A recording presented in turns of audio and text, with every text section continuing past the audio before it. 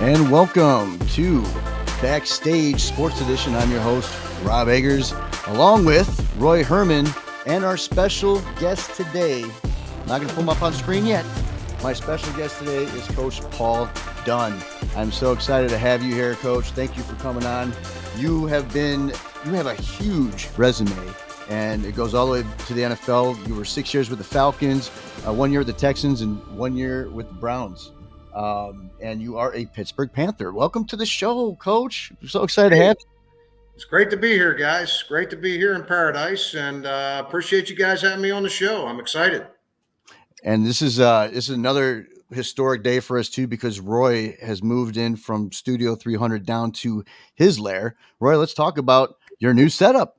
Well, I dub it the Bat Cave because I'm a big Batman fan from the 1966 show. So I'll show you a little quick piece trivia. This came from Bronson Canyon down in Griffith Park in Los Angeles. The shot of the Bat Cave where the car comes out and goes down the hill, right? So I go in there and I'm like fanboy and freaking out. So I took a few rocks from there. I hope I didn't break any laws or anything like that. So I have memorabilia. So I could actually say I have actual piece of the Batcave here in my own Batcave.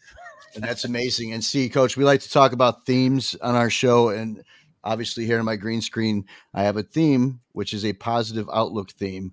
And, positivity is all about what we want to do here on the show. And just a beautiful, positive sunset in the background always gets me my positive juices going. So, what do you got going on there, Coach? What's going on with your background? We love it. Looks great. Well, this is my little bar area. We bought this house about 7 years ago. Came down here to beautiful Bradenton, Florida, and found our home. This is my toe tag home, and that means that they're going to take me out of here in a toe tag. I love it. I love it. And we're kind of neighbors, right? You're kind of right down the street from each other. We're about to get stormed on, it seems, huh? Oh man, I'll tell you. Well, that's the thing in Florida, right? Bob Harrigan, he's one of our local heroes. He's the weatherman.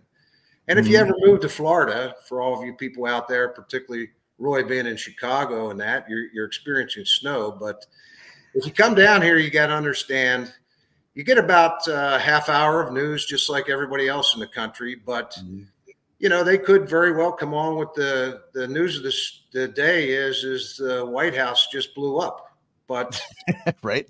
The big story on the Sun Coast is it's going to be a sunny and 75. Okay. No humidity. The boating weather for you boaters out there is excellent, and enjoy the day. And that's why I have, as you guys can see underneath this backdrop we have with the waves coming in and the sun setting in the background. No offense, Roy. I know you're getting snow and sleet and you probably have ice on your doors right now, but this is where you need to be, right down the street from where me and Coach are at right now. I love it down here, and even with the hurricanes and stuff that are coming soon. But you know what? That's okay because we'll be just fine. Hey, we got better Italian beef and pizza than you guys. So take that with your sunshine. Yes, you do, Roy. You definitely do. I love it. Give you that. So, with all our viewers, what we got coming up in today's show, Coach is going to talk about, how his whole coaching career started, his time at the University of Pittsburgh, and just we're going to talk, of course, the NFL IPP, where me and Coach met last year. So we have a lot to talk about. And Roy, I know you and Coach were talking before the show when we had our conference call. You guys brought up some Chicago Bears stuff. You guys clicked on right away. Why don't you talk about a little bit of that conversation? I find it very interesting and pretty neat story. Well, one of the things that I just learned about Coach Dunn, I'm going to have you elaborate here in a moment, but you a big Pittsburgh background, right? So, you coached there in '83. I want to ask you a little bit more about that. Legendary Walt Harris came out of there. A lot of great people, right? Dave Wannstedt, Mike Ditka, the list goes on, Dan Marino. We were talking about, we zeroed in on Jimbo Covert, as he's known. And, one of the most underrated players of all time. I mean, that Bears offensive line of the 80s, all of the defense gets the credit, and rightfully so, right? But that offensive line, I mean, the Washington Commanders, and they called them the Hogs back then, right? They got all the national attention on the line. But I talked to Keith Van Horn one time, and he said, I'd take our guys over the Hogs any day of the week. But Jim Covert he's both in the College Hall of Fame and the Pro Football Hall of Fame. Also, Russ Grimm, we can't forget him, another legend. But just share a little bit of some Jimbo Covert stories, because the stories you were sharing with me, phenomenal. And I know people in Chicago here would just die to hear some of that stuff. You were at his Hall of Fame induction, so please share what you shared, some of those nuggets with me, but let the world know here.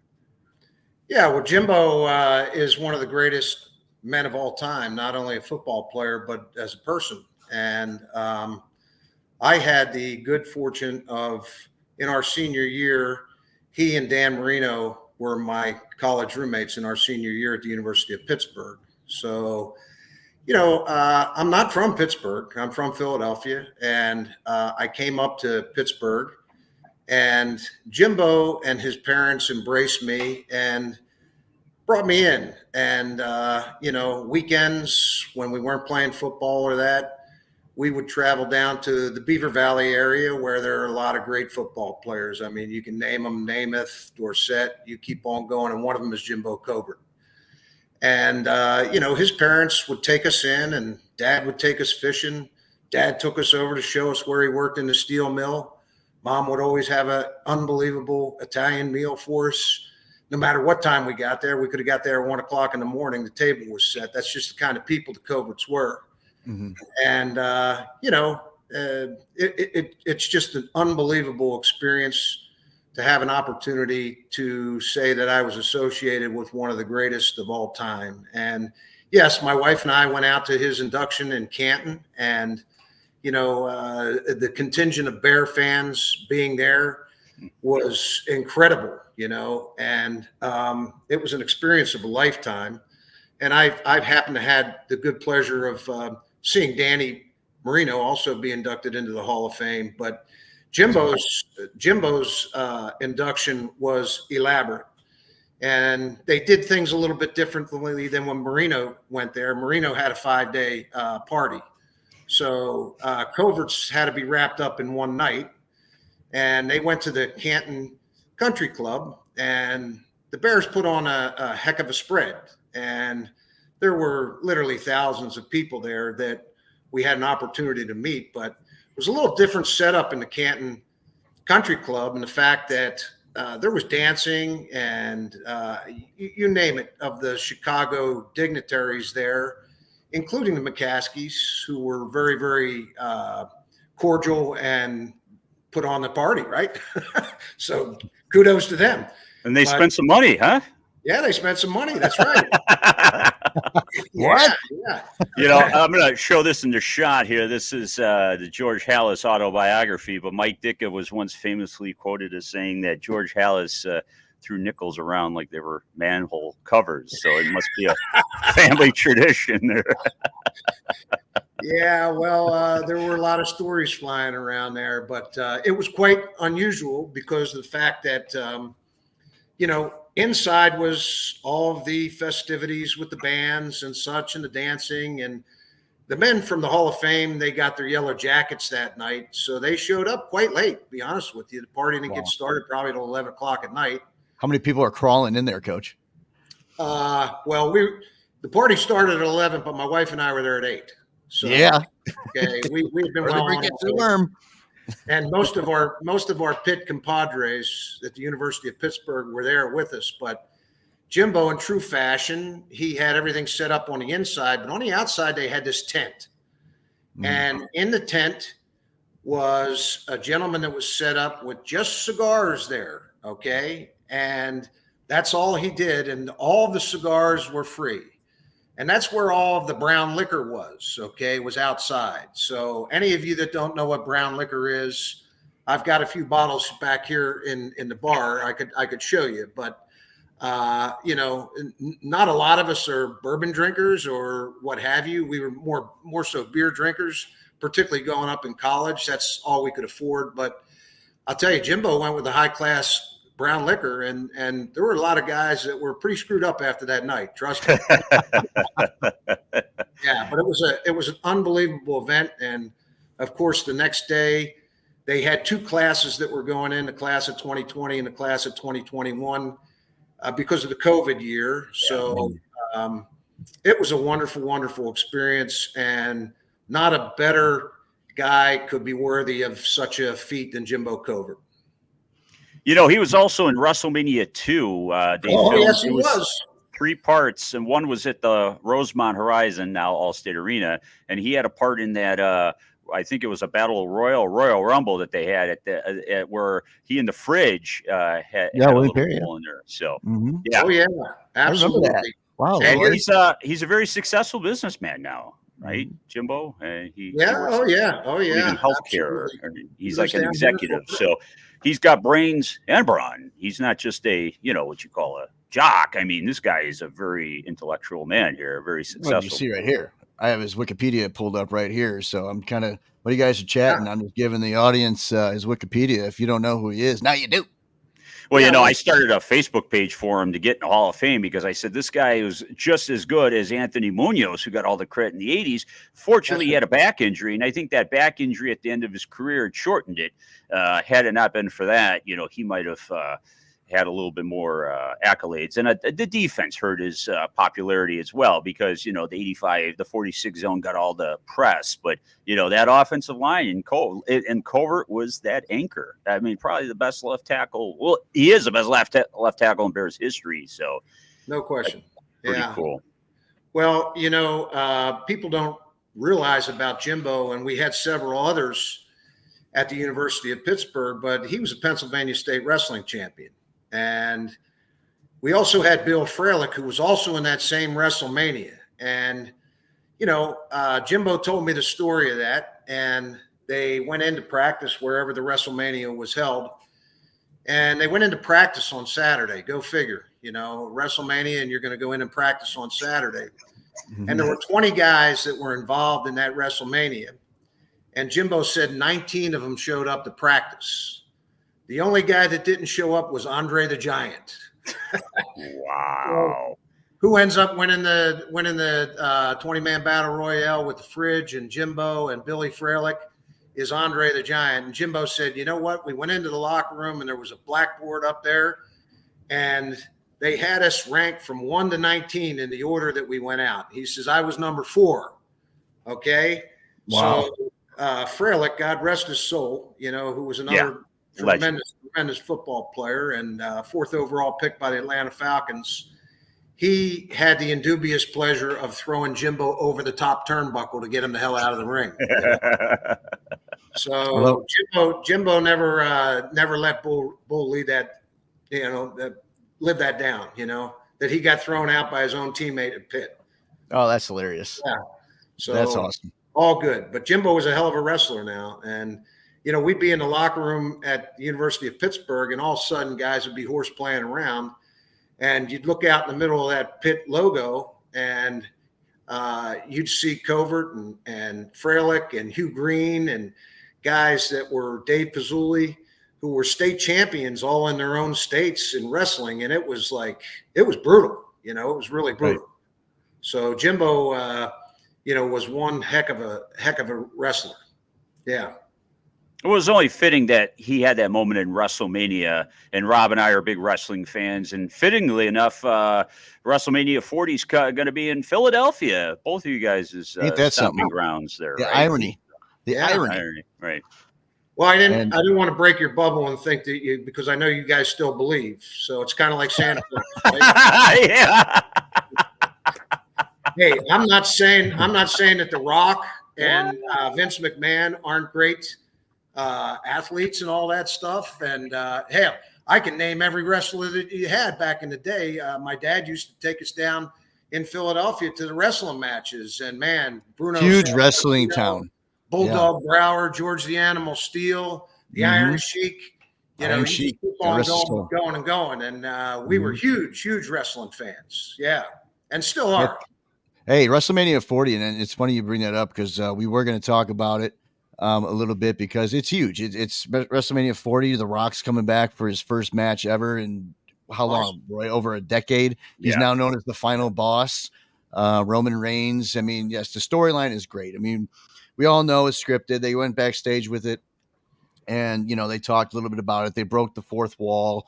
Now there's something called the forbidden door, basically meaning that wrestlers from other promotions are now coming into the enemy territory and wrestling other wrestlers for dream matches. I think it's great for the new evolution of wrestling, especially right now with WrestleMania 40 coming up. There's rumors that the Hardy Boys might come back and retire there. There's rumors that John Cena and Stone Cold Steve Austin might be a part of this. Wow. There's a lot of possibilities and surprises that are going to occur for WrestleMania 40. So as a lifelong fan, I'm going back to WrestleMania 3, Coach, when Hulk Hogan slammed Andre the Giant and won and won against him. And that was probably the most memorable time for me becoming a Hulk fan, a Hulkamania, a Hulkster guy, so our son was a huge Hulk fan. Yeah. But I got to tell you one last story about that induction of Covert. And I showed Ron this a little bit earlier right here.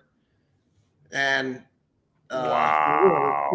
Not Ron, but Roy. I'm sorry, Roy. No worries. And here, this is the centennial class of 2020. Wow. You can see Covert up there. Bill Cowher. A little bit higher, Wow. You see that? These guys were the 2020 class, that Jimmy Johnson and Cowher and all them. They were all at Jimbo's party. Alex Karras. Yeah. Alex Karras. Can you believe it? Yeah. But anyhow, I got to tell you the last story. So my wife and I are sitting in the aisle, and 2 aisles over, I see Jim Harbaugh. Okay. Mm-hmm. And Jim's brother, John, and I coached together for 2 years at the University of Cincinnati. I was the offensive line coach. He was the tight end coach. Not a finer man in this world will you meet than John Harbaugh. But I didn't know Jim Harbaugh. But, through Jimbo, I knew that Jim Harbaugh was a Bear, right? And he was invited to Jimbo's Hall of Fame, and he came. And during one of the intermissions, I went over, and I'm standing out in the hall aisleway, and I start going like this to him. And he looks at me and he goes, and I'm like, yeah, you, come here. And Harbaugh comes over, Jim Harbaugh. I introduced myself. I told him, your brother and I worked together at the University of Cincinnati. I said, but I want to tell you one thing. I said, your buddy Jimbo Covert, he knew you were going to be a success right from the get-go. He says, what do you mean? And I said, well, you were a rookie quarterback, and apparently you were moving in one weekend, and you asked Jimbo to borrow his pickup truck to help move some of your stuff into your apartment.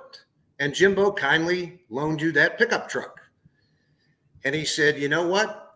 When I came back on Monday, my truck was sitting in my parking spot.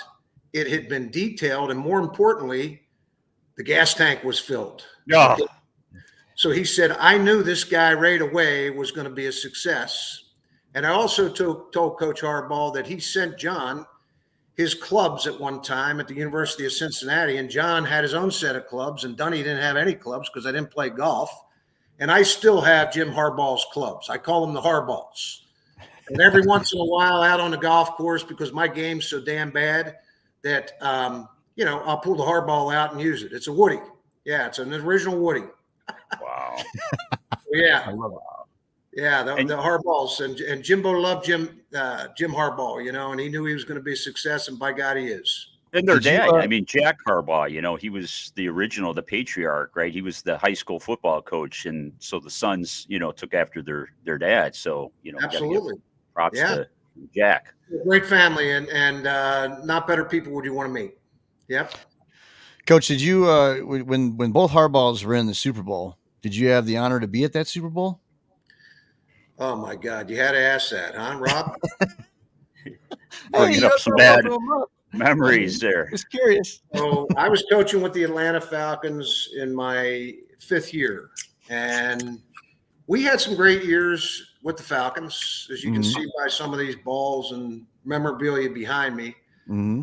And, the Blank family, Mr. Blank, was absolutely phenomenal with me. And I'll always be a Falcon because I came in as a 48-year-old rookie to the NFL. And the Atlanta Falcons embraced me, and we had 5 really wonderful years and a bad one. And, you get fired on the bad one. So that's part of the game, right? But, right. Yeah, we were playing the San Francisco 49ers in the championship game at home because we had a 13-3 record. We had beaten Russell Wilson and Pete Carroll and to advance ourselves to the conference championship. And we get into the conference championship. We take a 17-0 lead in the first quarter of that game. They had Colin Kaepernick as the quarterback. And the score at halftime was 17-17. So the 49ers went on to beat us. There were some questionable calls at the end of the game on the Hall of Famer Tony Gonzalez, our tight end at the time.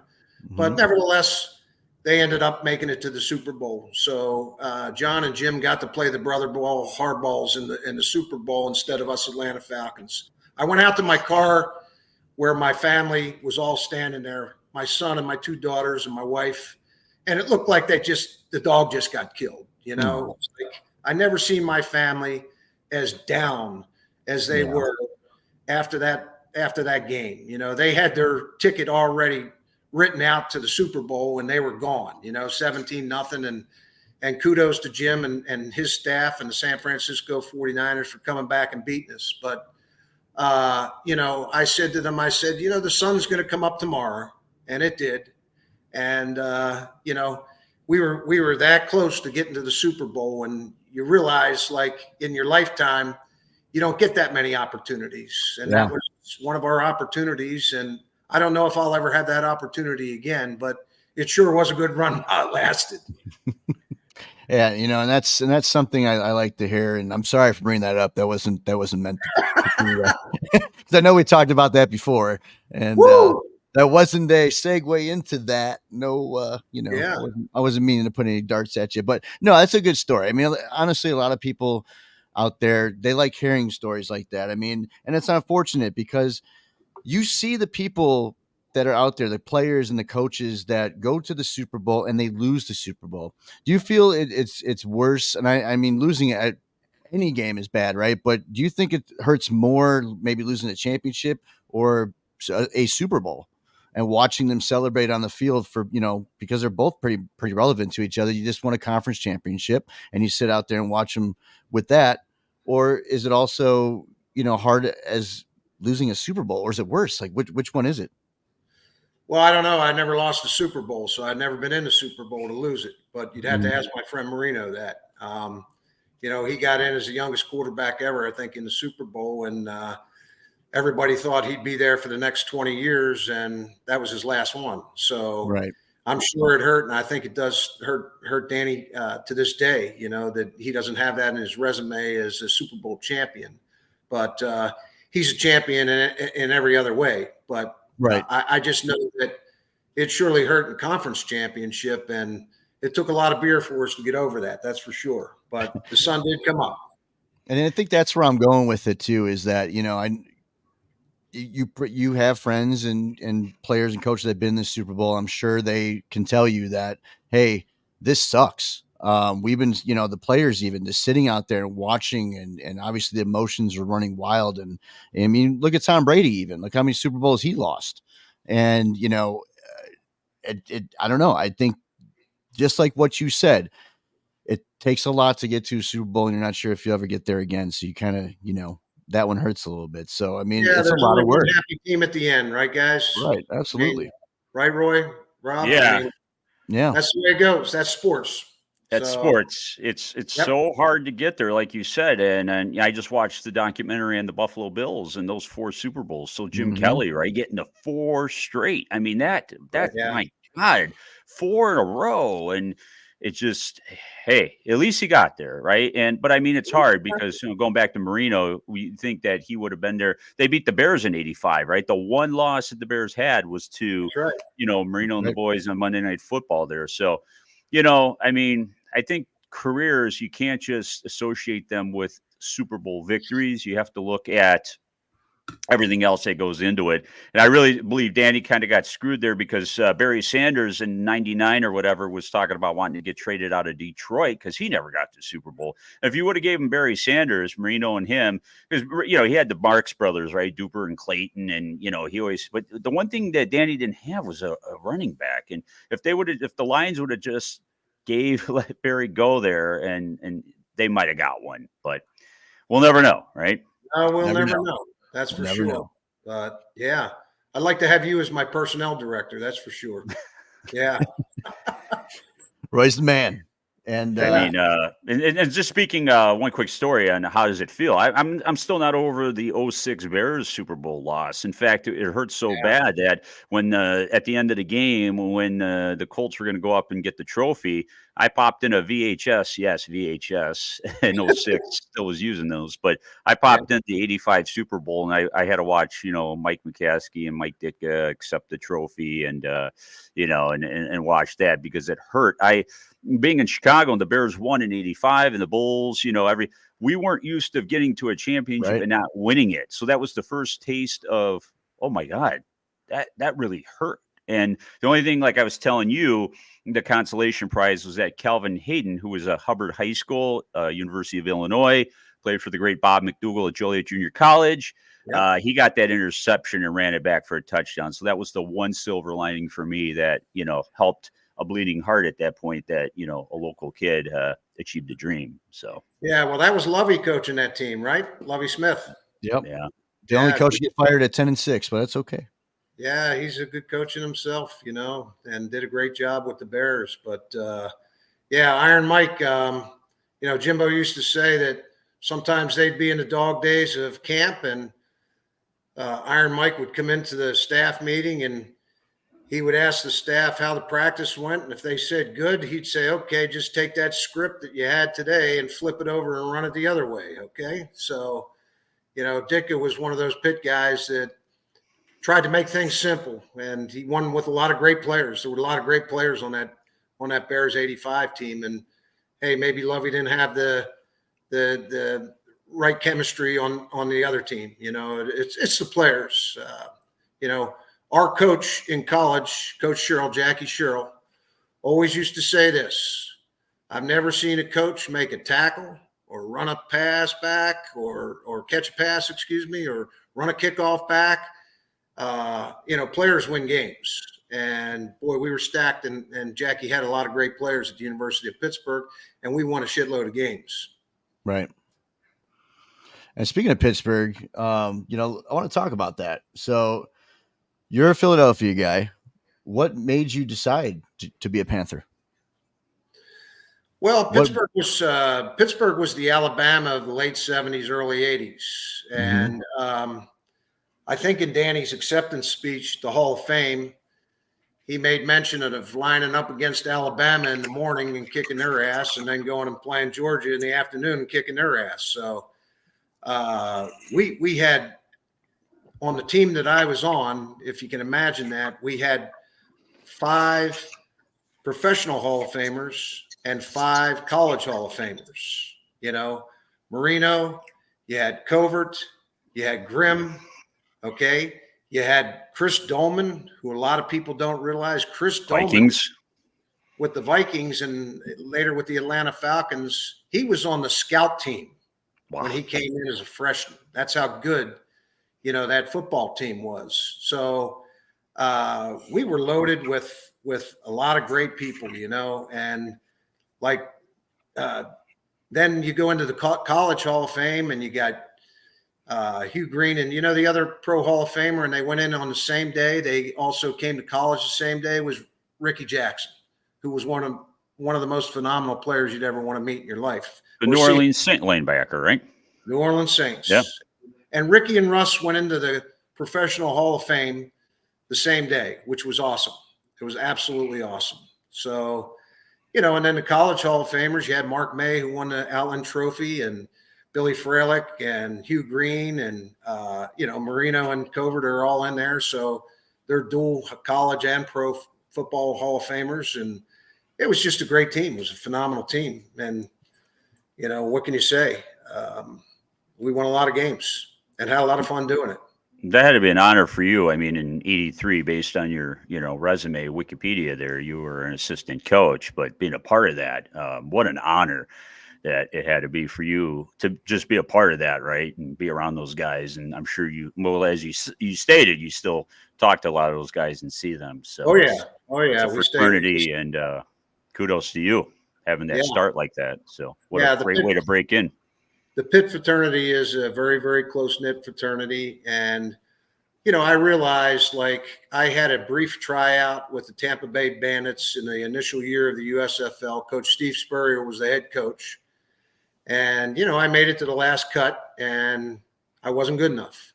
So I went back and I finished up my degree and I went on with my life's duty, my life's calling. And thank God that the University of Pittsburgh gave me an opportunity and ended up the start of my coaching career right there at my alma mater, and had a chance to coach Bill Fralick and Tony Brown and Bobby Brown and Jimmy Sweeney and guys that, you know, some of them 18 years in the NFL.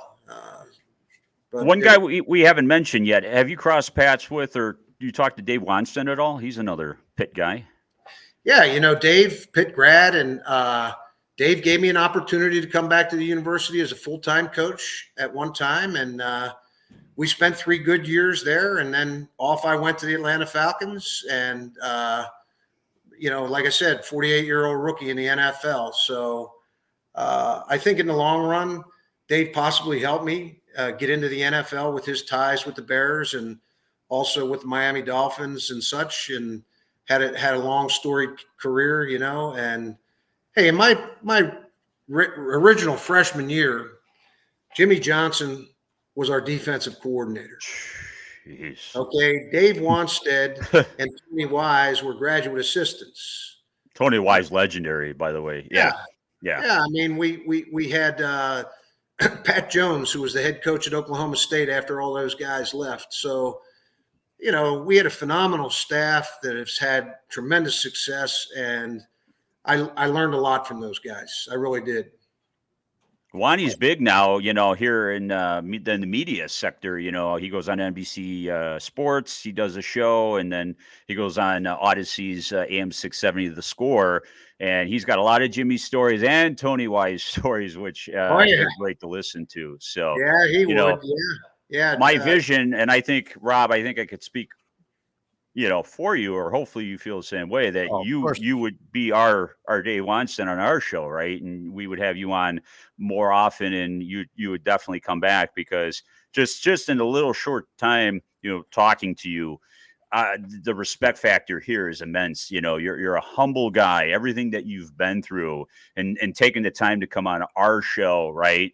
It seems like that as a leader, as a coach, you're not only on the football gridiron, but in life, you're willing to take on people and help people, and it's truly appreciated. So, just want to. Dave and his wife Jan are both Pittsburgh people, and of course, like I said, Dave was on that national championship team as well in '76 with Dorsett, and I'm glad to see they're thriving in Chicago. Absolutely. And once again, everybody, welcome to the podcast. If you've been tuning in for the last 33 minutes, we've been with Coach Paul Dunn. It's been an honor to have you on here too today, because it's just a lot of positivity. Me and Roy have been, you know, excited for our future guests, and you were one of them, Coach. I know we worked together. It's a great segue into how we met. And you're wearing the shirt right now, the NFL IPP, which just ended. And it was a great season. We've been promoting it too. The NFL UK has done a great job with the documentary. And obviously, I don't know if we're in the last episode, but you know, when you guys did something for us, you know, and I did read your text message as well, saying that I wear my heart on, and you know, my heart's on my sleeve and stuff, and that just meant a lot to me. And you know, when we came in that day and we're showing off the balls, and I showed off the ball last episode, and this is just something that I can't say thank you enough to all you guys and the players. And this is something that I'm going to cherish for the rest of my life, because I'll never forget this. And I told Pat Murtaugh, you know, he was there last year as well. I said, for some reason, this class hits just a little differently. I ain't taking anything away from last year's group, because obviously I made friends with last year's group too. I'm just saying that this year just hit a little different. And especially at the pro day, we did talk about it. I know Roy and I were, you know, talking a little bit about the post pro day and the montage that I showed you. And I know that you saw the montage, and you of all the pictures and the photo bombs I was doing with all the guys. I'm just so proud of all the guys this year and last year, of course, that I worked with. That's how we met, Coach. We met last season, and we kind of latched onto each other pretty fast because I was helping with the video part of it with the offensive line with you. Well, the job that you did with your film crew, Rob, and our girl Kelly and Alexa and Alex, Danny. Danny boy, I just texted Danny boy this morning, by the way. Yeah, he's doing better. Doing better. Yeah, I talked to him yesterday too. I'm very happy for him. He's ready for his Cali trip. And Alex, and if I forgot somebody, please let me know. But every day they showed up for work, and the guys that we were coaching in this program enjoyed being around you and the positive vibes that they got from you and the whole crew.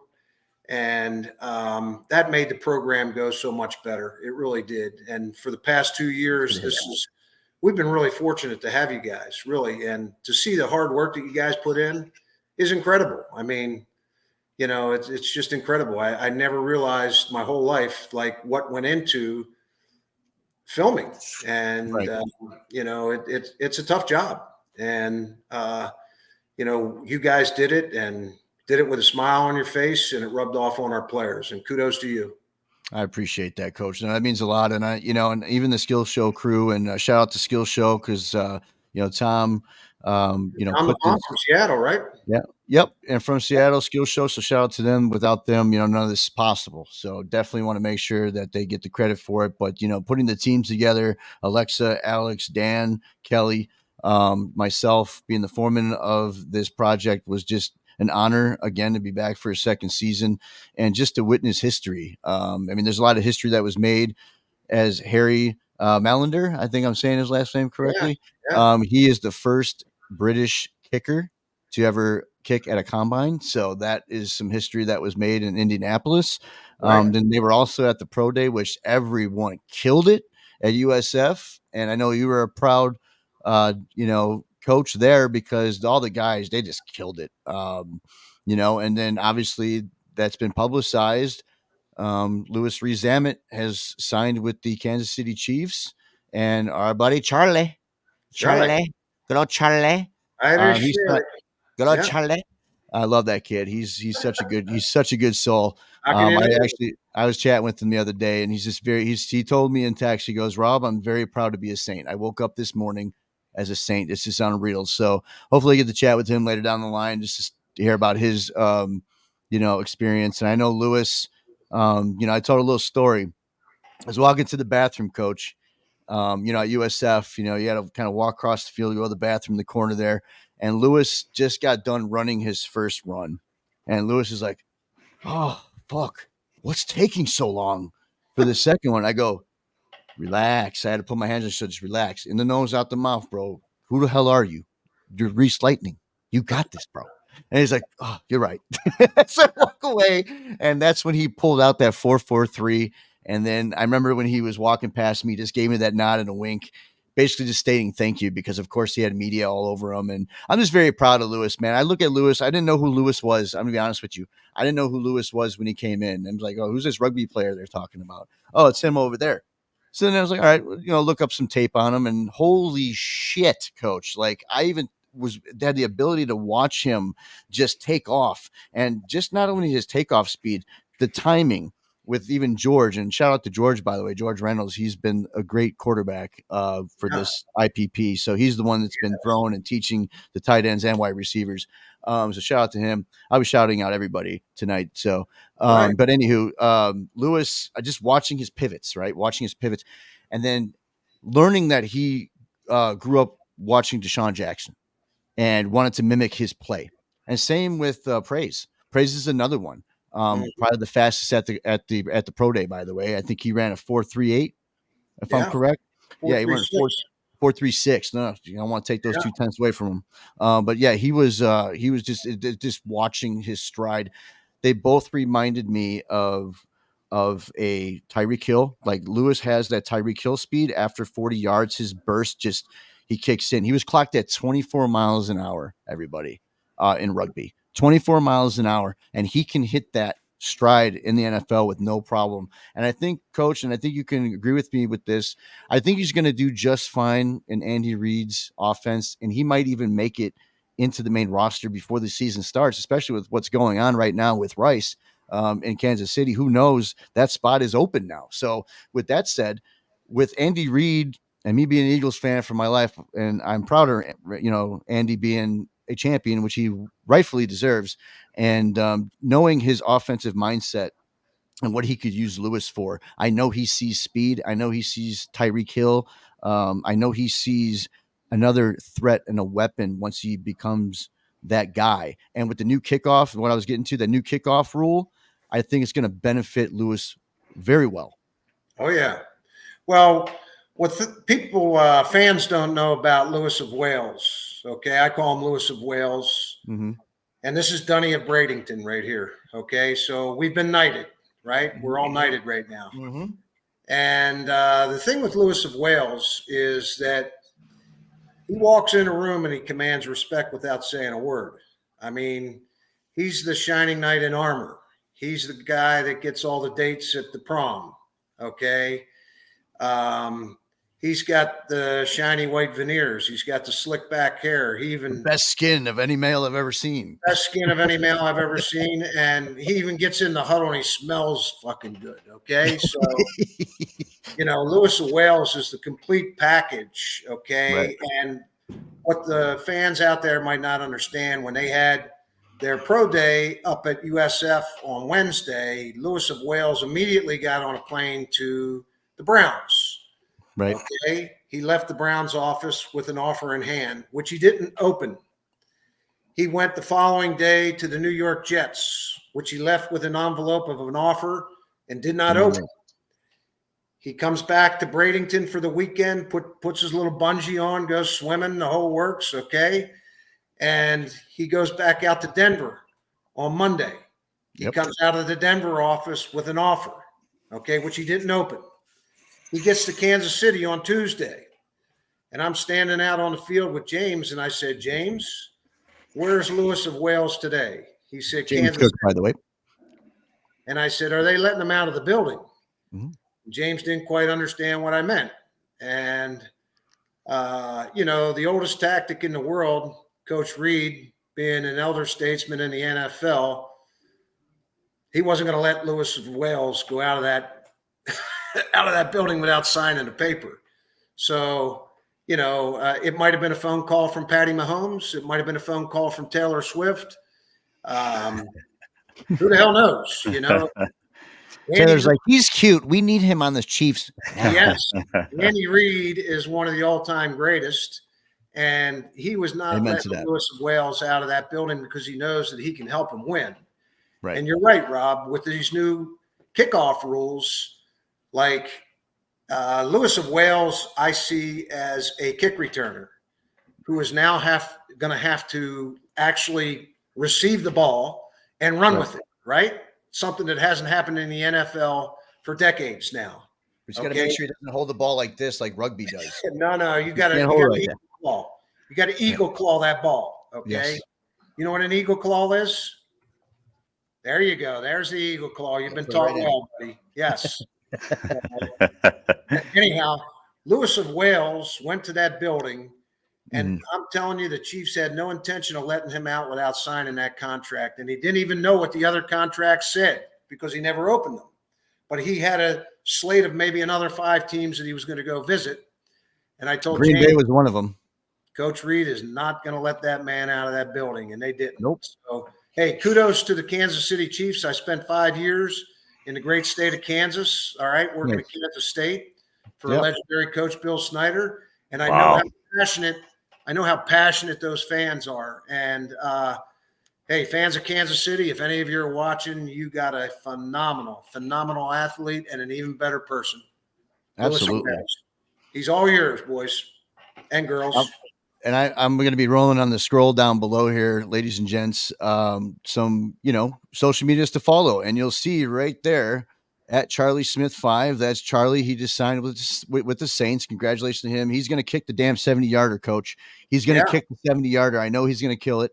At James 7 Cook, that's the head of the IPP. He's the best.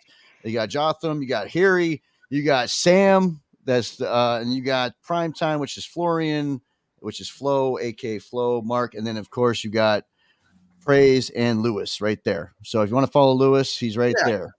Well, let me just say a couple things about the first two people that you mentioned. Okay, Mhm. Charlie of Ireland, I've knighted him as well, but and James Cook.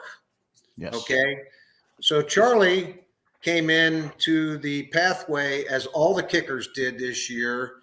They were about 3 weeks late. You know, they didn't bring him in for about 3 weeks. That's right. Yep. And the first time they ever lined up to kick live with everybody there, we tried to put a little pressure on him and all that. And Bayron Matos, who I coached from the Dominican Republic, where I had the pleasure of coaching, let me just say that, amongst a lot of other coaches that were there. I didn't mean it that way, that I coached them personally, but I bet Bayron $10. Mm-hmm. I was there for that. Charlie lined up about 55-yard field goal, and there was a Florida wind, which doesn't normally happen in Florida, right? But there was a gust of Florida wind. And Bayron said, Dunny, he's going to make it. I said, I got $10 that he doesn't make it. All right. He made it. And immediately I pulled out my $10 out of my wallet and gave it to Bayron. And what did Bayron do? He turned it around and gave it to Charlie. Yep. And I said, what did you do that for? This is the first $10 that you ever made in the United States. You know, you're giving it to the Irish kicker. And Bayron says, you watch, Dunny. He says, I'm going to make that back in double fold, right? Yep. Charlie's going to make it. And sure enough, he did. So great thing for him. And I'll tell you about James Cook. I seen James when he came in here, probably 21 years old. And he was with the two former directors here, Adden and Will. Adden being the defensive coordinator now with the Seattle Seahawks. Mm-hmm. And there was something that I seen in James Cook that I didn't see in a lot of coaches. You talk about positivity. You talk about a guy that's inspired. You talk about a guy that gives everything he has to the NFL player pathway. I mean, this guy is a international superstar in his own right. And James Cook is going to be a success in whatever he does in life. I can only say I work for Joe Paterno. I work for Mike Smith. Okay. I work for Bill Snyder. I work for Kirk Ferentz. I work for Hall of Fame football coaches in the right. Mm-hmm. And James Cook, by far, no offense intended to any of those men, they're unbelievable mentors for me. But James Cook is the best football coach I've ever been around in my life. Wow. And I'm saying that from the bottom of my heart because he is true. He's honest. He gets the players and commands the players' attentions. He's thorough, detailed. He wants the best for the players. And what an outstanding job he's done. And the program is in very good hands. The NFL, and more importantly, the Player Pathway Program, the International Player Pathway Program, is very, very fortunate to have James Cook as their guy. And they're very fortunate to have you, Coach. So I want to make sure I put that out there because just watching you for the past 2 years and with James, I mean, I've told James this and I've told Roy this in the past previous shows. I said, James Cook is probably one of the top 3 best human beings I've ever met. He is just by like everything you just said, I can piggyback off of. James Cook is someone that legit cares about every single player and staff member that is there, including us. And, you know, just with this alone, just making sure he's taking care of the video staff and understanding the importance of what video is all about.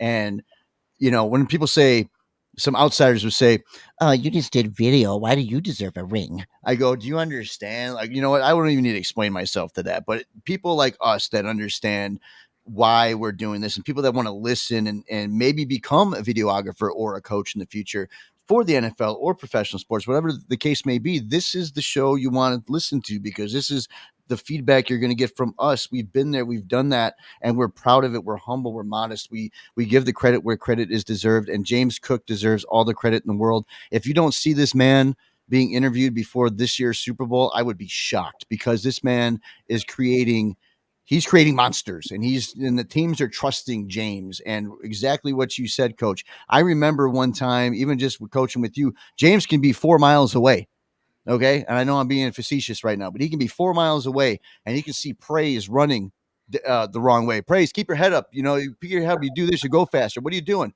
Come on, jog it back. What are you doing? I mean, he's paying attention to every sense of detail in every single practice. And I've learned a lot from James. Obviously, Coach, I've learned a lot from you. I want to thank you for that. I mean, you're an inspiration, and I think you're going to be an inspiration to a lot of people that are watching the show that want to become a coach or a football player, and they feel they don't have it. You do have it, people. You have it. It's right here, and it's right here. And you just have to just follow what, if you're a God's person, you have to follow what God's telling you. And right now, this is a God's gift, having Coach on right now, sharing his stories with us, with you guys. And there's just so much more to talk about. We're only 50 minutes in, and we could talk all day. And Coach, this storm isn't coming. Welcome to Florida. They say it's here, but it's not. So that's a good thing. The power is still on, so that's good. We're recording this on April 3rd, by the way, for those who are watching.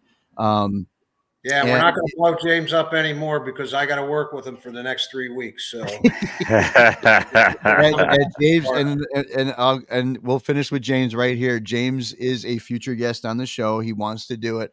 I can't wait to have him on because we have a lot to talk about with the IPP. And I want to see, those people that are out there watching globally, how do you get into the IPP? How do you get noticed? Like, there's a lot of questions that, maybe you can answer, Coach. Like, if there's that kid that's in India right now that wants to make it, like the kids and grown men that are from Nigeria or Australia, and all over the world, from the UK, for example, how do they get into something like this? How do you get noticed? What's some advice do you have from that kid in India right now that wants to become an NFL superstar? Well, these players, they don't fall off of trees. You got guys like James Cook and Will Bryce and OCU Minoru, who played for us with the Falcons. And they're over and log thousands and thousands of miles to try to find these guys, whether it be at a soccer match or whether it be at a basketball game or a rugby event. And they're scouting these guys. They're looking for body weight. They're looking for flexibility. They're looking for speed. They're looking for intelligence. And, they do a tremendous job of globally scouting the world. And once they see these guys, then it's now the recruitment of the men that are involved, right from the very inception. The first year when I had Jordan and Christian Scotland Williamson, Christian Scotland Williamson out of London was one of the top rugby players, just like Lewis of Wales is now. And he gave up a lucrative rugby contract to come over here and participate in the IPP, and was a success. He was 3 years with the Pittsburgh Steelers and had a career-ending injury, and unfortunately his career got cut loose, and Christian went back to London and finished his bar. How about that? Finished his bar talking about intelligent people. And I think he even does some stuff for the NFL in London when games are broadcast. I know he's done a Super Bowl over the BBC and stuff like that. And again, just an incredible individual. But yeah, that's how they're found is through the OCs, the Will Bryces, the James Cooks of the world, and many others over there. I'm just forgetting other names right now, but other guys that I have met, because I did 6 months over in Germany, and I've met guys through the International Pathway Program over in Germany. So these guys work countless hours. I mean, it's just incredible the work that they do to bring this program together. That's amazing. And we do have a montage coming up here shortly. But before we get into Jordan, I do want to tell you. What are you saying, Rob?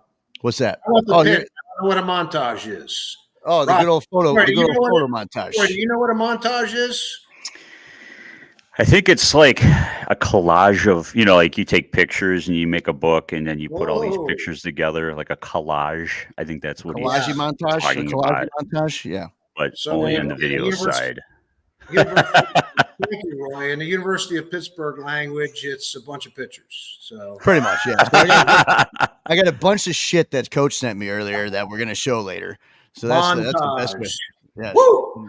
Try to spell that one, everybody out there. If anybody can get it right, I'll give you $10. Oh, I just said you can tell me later.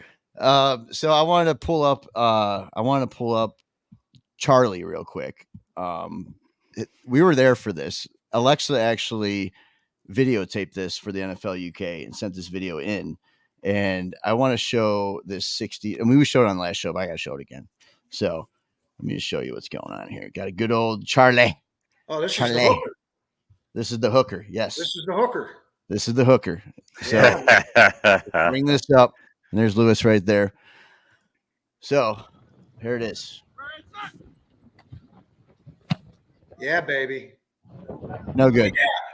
That's good. 159. That's good. Hey, that's a pitching wedge for Charlie. That's all that is, a pitching wedge. I was just going to say, it's like golf, right? When you're Yes. hitting down the hill on a putt. You're right, Roy. It is. So yeah, that was pretty cool. That was fun to watch that. And once I saw that and just how cool, calm, collected he is, I'm like, you're gonna be just fine in the NFL. And he was texting me too of how awesome their facility was. He said it was just class. He said in one word, class. So just congratulations to all the guys so far that had made it. And I know a lot of the guys right now. And Coach, you can probably help me on this. Who is draft eligible right now in the IPP for this year's class that people should watch out for in the draft?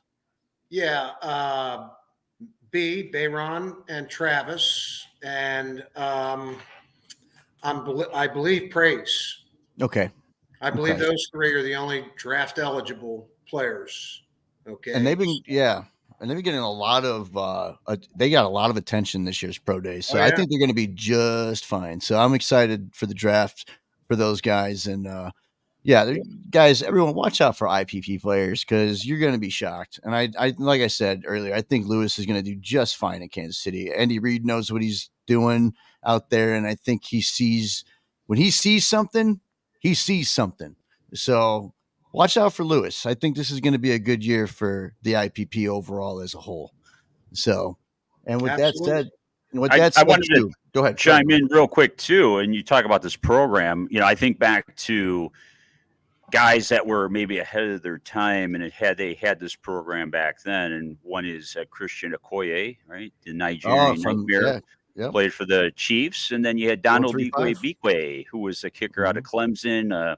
One of the last barefoot kickers who I don't think you'll ever see that again. That's crazy how you had Tony Nelson, him, and Mike Lansford. But anyway, those two guys were really like ahead of their time. But had they had this program back then, and who knows there might have been more at that time that were just undiscovered. But there's two guys right there. Coach, have you ever met those guys? And have you ever or I don't know if maybe that's a James Cook question. Maybe somehow they can get involved in the program and contribute.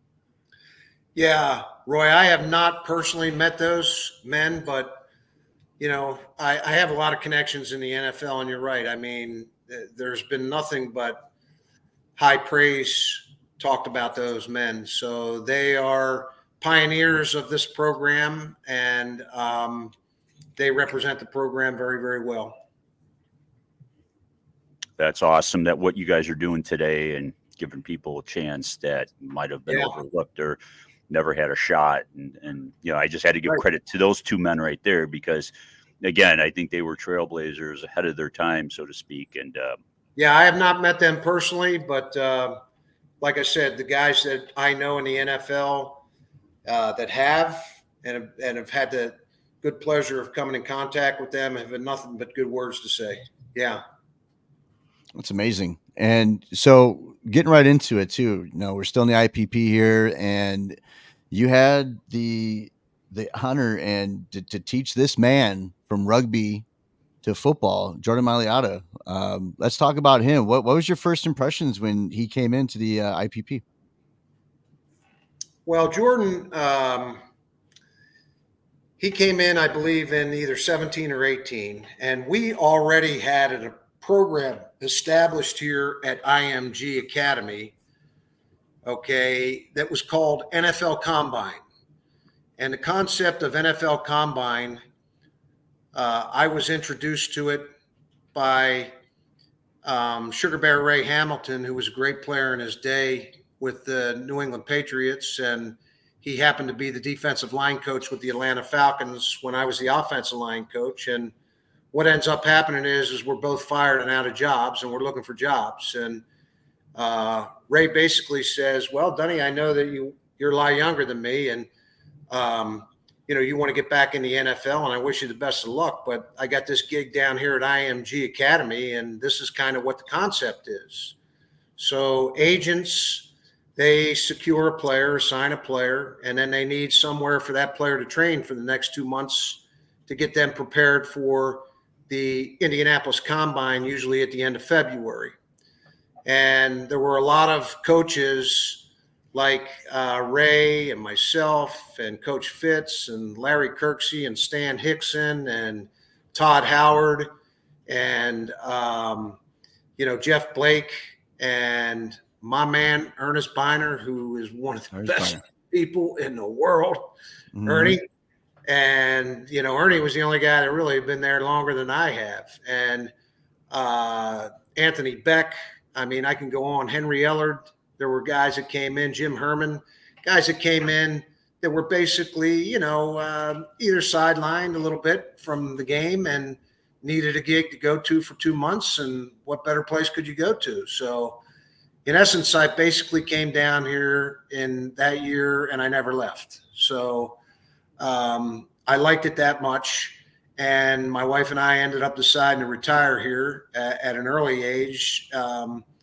So we decided to come down, and that's how we got involved. So when Jordan came, I had 3 players. I had a young man from the University of Miami. I had a young man from Auburn, and I had a young man from Clemson that I was training to get to the Combine.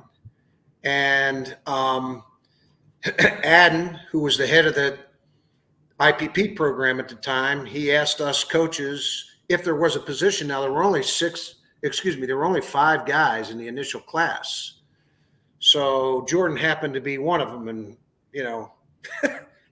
that's like hitting the Mega Millions, right? I mean, it's like, so anyhow, we finished with a session with the 3 guys that I just mentioned from Clemson and the U and Auburn. And I was introduced to Jordan and Christian on the field as I was finishing that workout with those guys. And they had their pads on and their helmets. And, we introduced one another.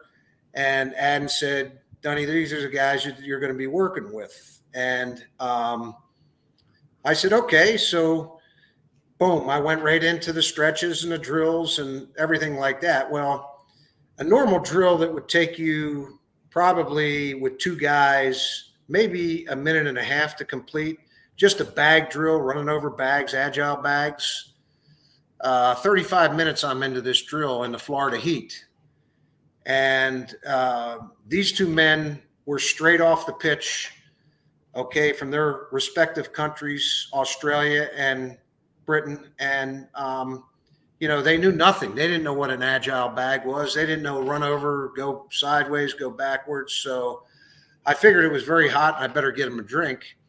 Gatorade stations and water are plentiful at the IMG Academy because they're sponsored by those, the Gatorade people. And so I said, okay, go over there and get a drink. And the 2 of them ran over to get a drink. And I watched them, and they're over there for a good 2 minutes. And they don't take their helmet off. They got their shoulder pads on. They've probably been off the plane for maybe 6 hours. I don't know. And, they wouldn't drink the water.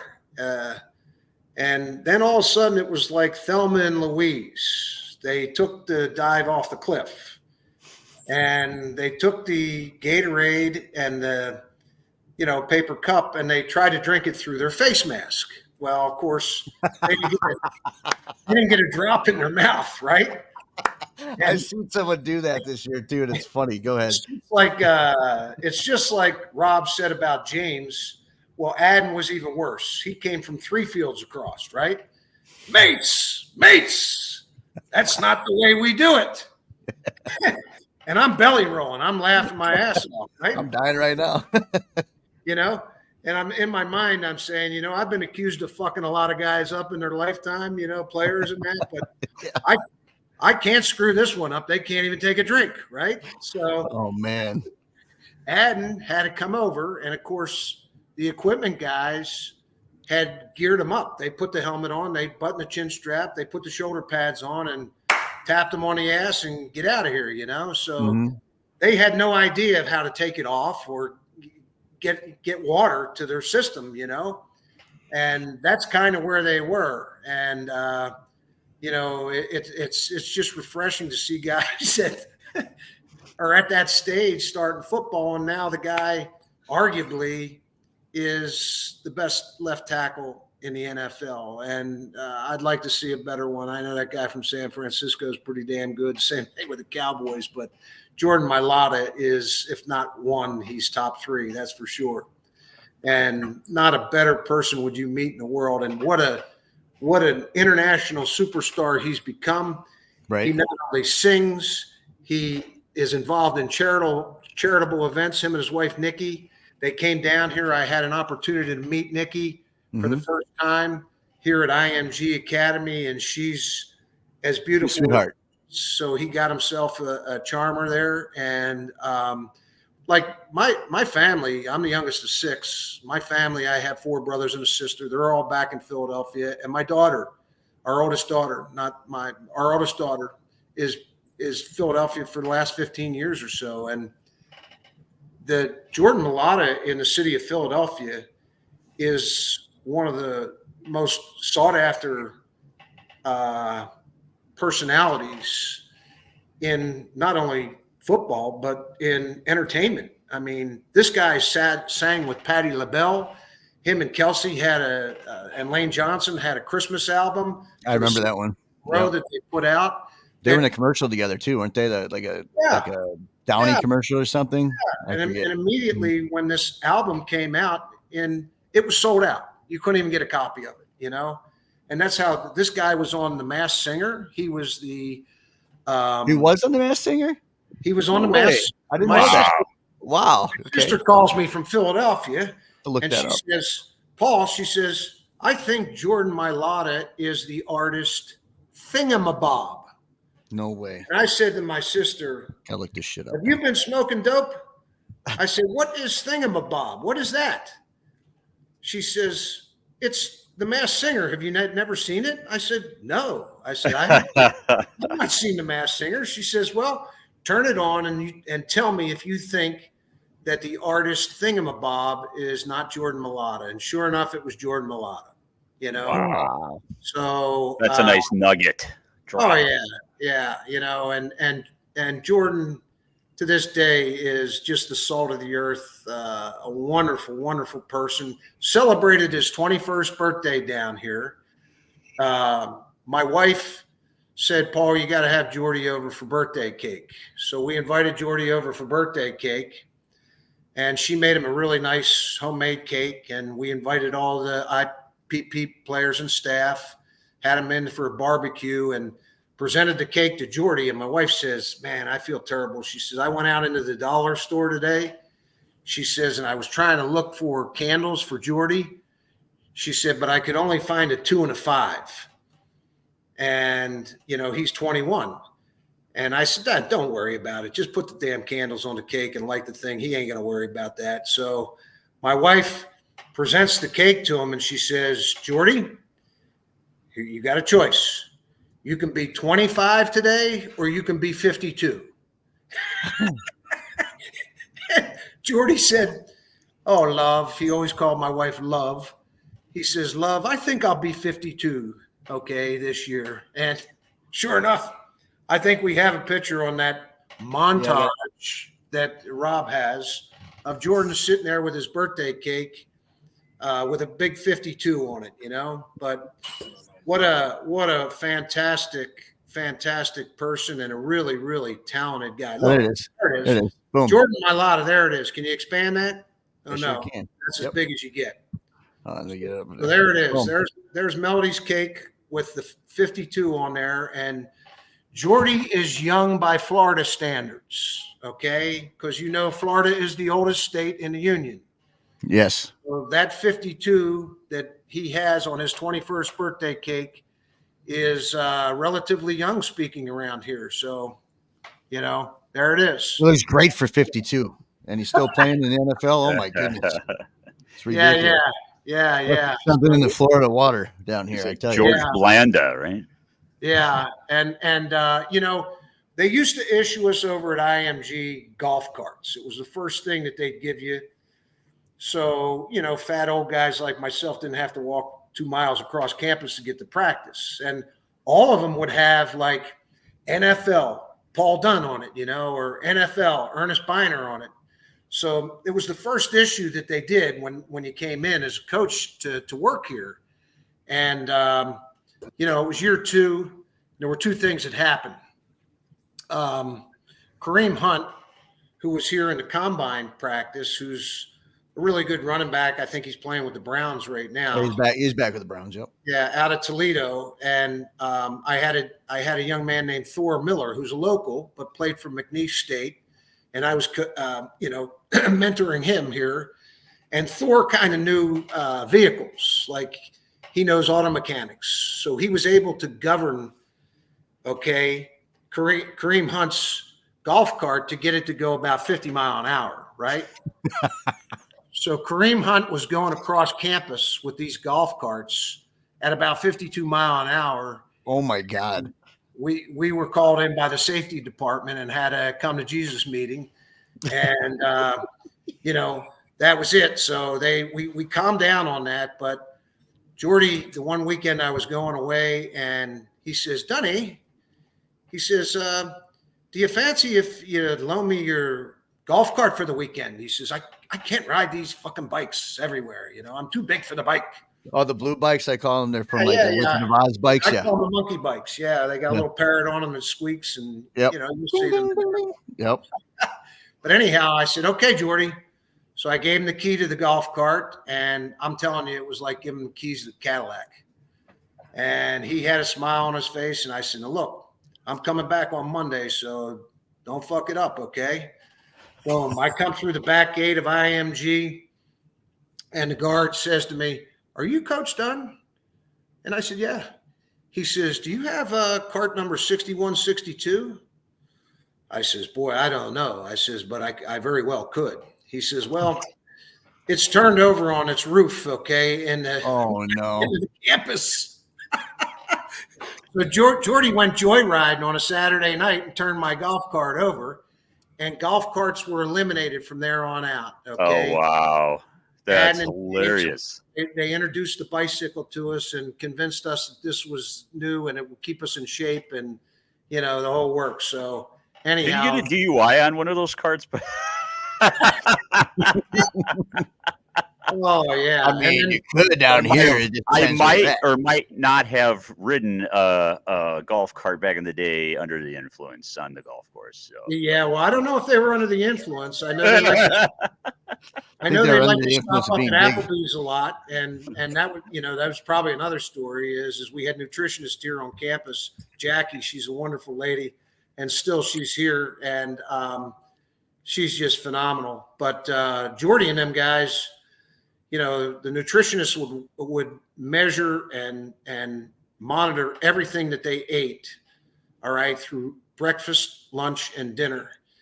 And then on Friday, they get cut loose and they'd walk up to Applebee's a couple miles up the road, and they'd be sitting there with wings and fries and burgers and all kinds of good stuff. And, 2-for-1 beers. So if I ever walked in there on a Friday and I seen the boys in there, I always made sure that I let them know that I would not throw them under the bus. However, all the time that they were there at Applebee's, they had to buy Dunny's beers for 2-for-1. So I made out okay with that. Oh, yeah. $3 margaritas, not doing any type of advertisement, but hey, if you're all looking for some cheap drinks and you like margaritas, go to Applebee's for $3. Yeah. Price House margaritas. They are pretty damn good. I ain't gonna lie. Yeah, and the last thing I'd say with Jordy, I have many things to say with Jordy, but that first day keeps coming back. The very first day I met him. So we finished up the session after they couldn't run over the bags and couldn't take a drink of water, right? And we finally, I blessed myself. I went, oh my God, thank God. We finally finished the day, and Jordy came up to me and he says, Dunny, he says, you think if I can get your number, he says, we're going to be working here for the next 3 months together, so I'd like to get your cell phone number. And or he called me coach, excuse me. And I said, okay, Jordy. I said, just put me in there as Dunny. I said, because that's what everybody calls me, Paul Dunn. And you get the Irish term and they add the IE. My ancestors probably dropped the IE off of that and we're called Dunn, but Dunny, So he started to chuckle. I said, just put me in there as Dunny in your contacts. And he started to laugh. And I said, what are you laughing at? He says, Coach, I can't put you in there as Dunny. And I said, why not? I says, that's an Australia thing. Dunny, what's up on the screen right there in front of you? Dunny, right? Dunny. So he says, I can't do it, Coach. I says, why not? He says, over in Australia, the Dunny is the toilet. Oh, no. When we have to go to the bathroom, we say, I got to run to the Dunny. I said, well, don't put me in your contacts as a goddamn toilet, okay? I'm not going to. I get shit on it in every other way, but I'm not being in your contacts as the toilet, okay? I love it. That's an honest to God true story. But that is awesome. Man, I'll tell you what a joy it has been to watch him progress, not only as a player, but Jordan Mailata could quit football tomorrow and be a superstar in the entertainment world. And that's the bottom line, So I love it. And here's a picture of Jordy and Chew. Oh yeah, that's the king. Chew, if people don't know, is in last year's IPP that I was involved with as well. And I showed some pictures of us hanging out, after pro day, and we all went to a place down in Siesta Key and showed these guys a good time. They had a blast, and he was just so excited to go to the Chiefs, and for him to get a Super Bowl ring, and he's moving up to the main roster from what I hear. And congratulations to him. And Coach, you have a lot to do with that. You've developed you and Jordy, and these two guys are in the same picture together. I think this is a very cool picture to see, and I know this is, you're going to be modest and humbled about this, but these two gentlemen right here, man, without you, I don't think they'd be where they're at today. So I want to give you a round of applause for mentoring men, and you showed them what football is all about, and you toughened them up. And looks a lot worse than Chew right there, right? What's that, Roy? Jordy looks a lot worse than Chew. He's full of sweat. I don't know where the hell he was. He must have been in a damn sauna or something. Yes. That's why Chew is Chew. He just came from the club. Yep. He's a king in his country. Understand this. Nice. Okay, Roy. Chew is a king in Nigeria. So I had the good luxury of walking into a room with two beautiful Nigerian men, Chew and Roy, okay? Now, Roy had a workout with the New York Giants the year before, and he got cut at the very end thing, and he came back for a second year at the IPP, and he ended up making it. And guess what, Roy? He was at and on your Chicago Bears this past year. In Big Roy. Mm-hmm. And anyhow, Roy was kind of like a big brother to Chew. He was kind of showing him the ways, even though neither one of them knew shit about football, right? Okay. So Chew knew absolutely nothing about football. And I'll be honest with you, I struggled with his name in the very beginning because since I moved down here to the Bradenton area, we cheer for the Tampa Bay Rays. And you know what? The Tampa Bay Rays baseball team has had an unbelievable couple years since we've been down here, and they got to get over the hump, but I think they will. But there was a guy named Seaman Choi. Oh, yeah. He was the first baseman. You remember him, Roy? First baseman, of course. Yep. And he was my favorite Ray. I'd go down to the games and I'd root on for Seaman Choi. So I got Chew and Choi a little mixed up. If okay, call it just a little senior forgetfulness or whatever. Oh, brain fog. But it got into like week 1, and every time I called him Choi, he'd correct me and say Chew. And that's an awesome story. Finally, he got tired of that, right? It gets better. Finally, he got tired of that, and he said, Coach, he says, listen, you can just call me King from now on out. And I just about dropped to the floor. I mean, I'm like, King? And he says, yes, I'm a king in my country. And I looked at Roy and I said, Roy, is he bullshitting me or is he a king in his country? That big Roy's right here on the right side here next to Roy on the right. Yeah, this was Irish Leprechaun Day. Yeah. Mm-hmm. So that's awesome. Anyhow, Roy ducked his head and he said, yeah, Coach. He says, Chew has a lot of money. He says, he is royalty in our country. He is a king, So not a better person would you meet. And the king came back this week. It's like Elvis returning, right? The king's not dead.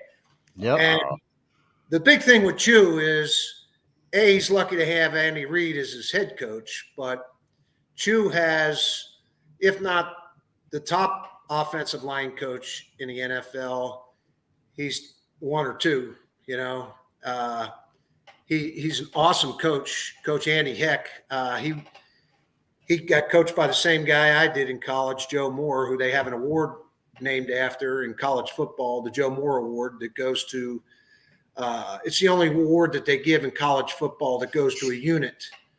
And Andy played for Joe at Notre Dame. I played for Joe. Yeah, and of course for the Bears had Andy Heck for a little while too. I remember. That's right. Yeah, apparently he has a couple sons that are really good, and Andy tries to get out to the Joe Moore camp, during that time, and it's good to see him. But Andy's a phenomenal coach, and he was a good player too. Yeah, for Chew to have him as his coach there in Kansas City means the world. It's he's going to develop him. And I really think he's going to be every bit the star that Jordan Mailata was in Philadelphia. But he just needs time. Jordy needed time too. Jordy really didn't play until his 3rd year. And, Stoutland did a hell of a job with Jordy to get him to that point and kind of, shelter him a little bit in his 1st and 2nd year and then cut him loose in his 3rd year and look at what's happened. So I kind of see Chew as that type of player. Like he's a sponge. He's going to absorb all that stuff. He came back this year, stayed about a week with the guys at IMG, and he gave me a lot of new drills that Andy was doing with them that, trust me, I will implement from here on out that I really never seen. And, I've been in this 40 plus years. So, all good. All good. King Chew. King Chew. King Chew. And one more time, let's just show that real quick. There's a Big Roy on the right. Big Roy's on the right. Chew right there. Yeah. We got Marlon and we got Hector.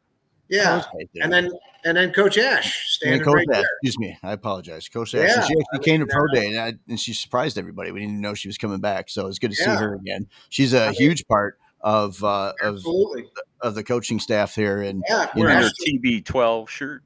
Yeah, Ash just got a position up at Bucknell University. So she came back, and at the Pro Day, she was so excited. She says, Dunny, I got my own office. I said, well, you deserve it.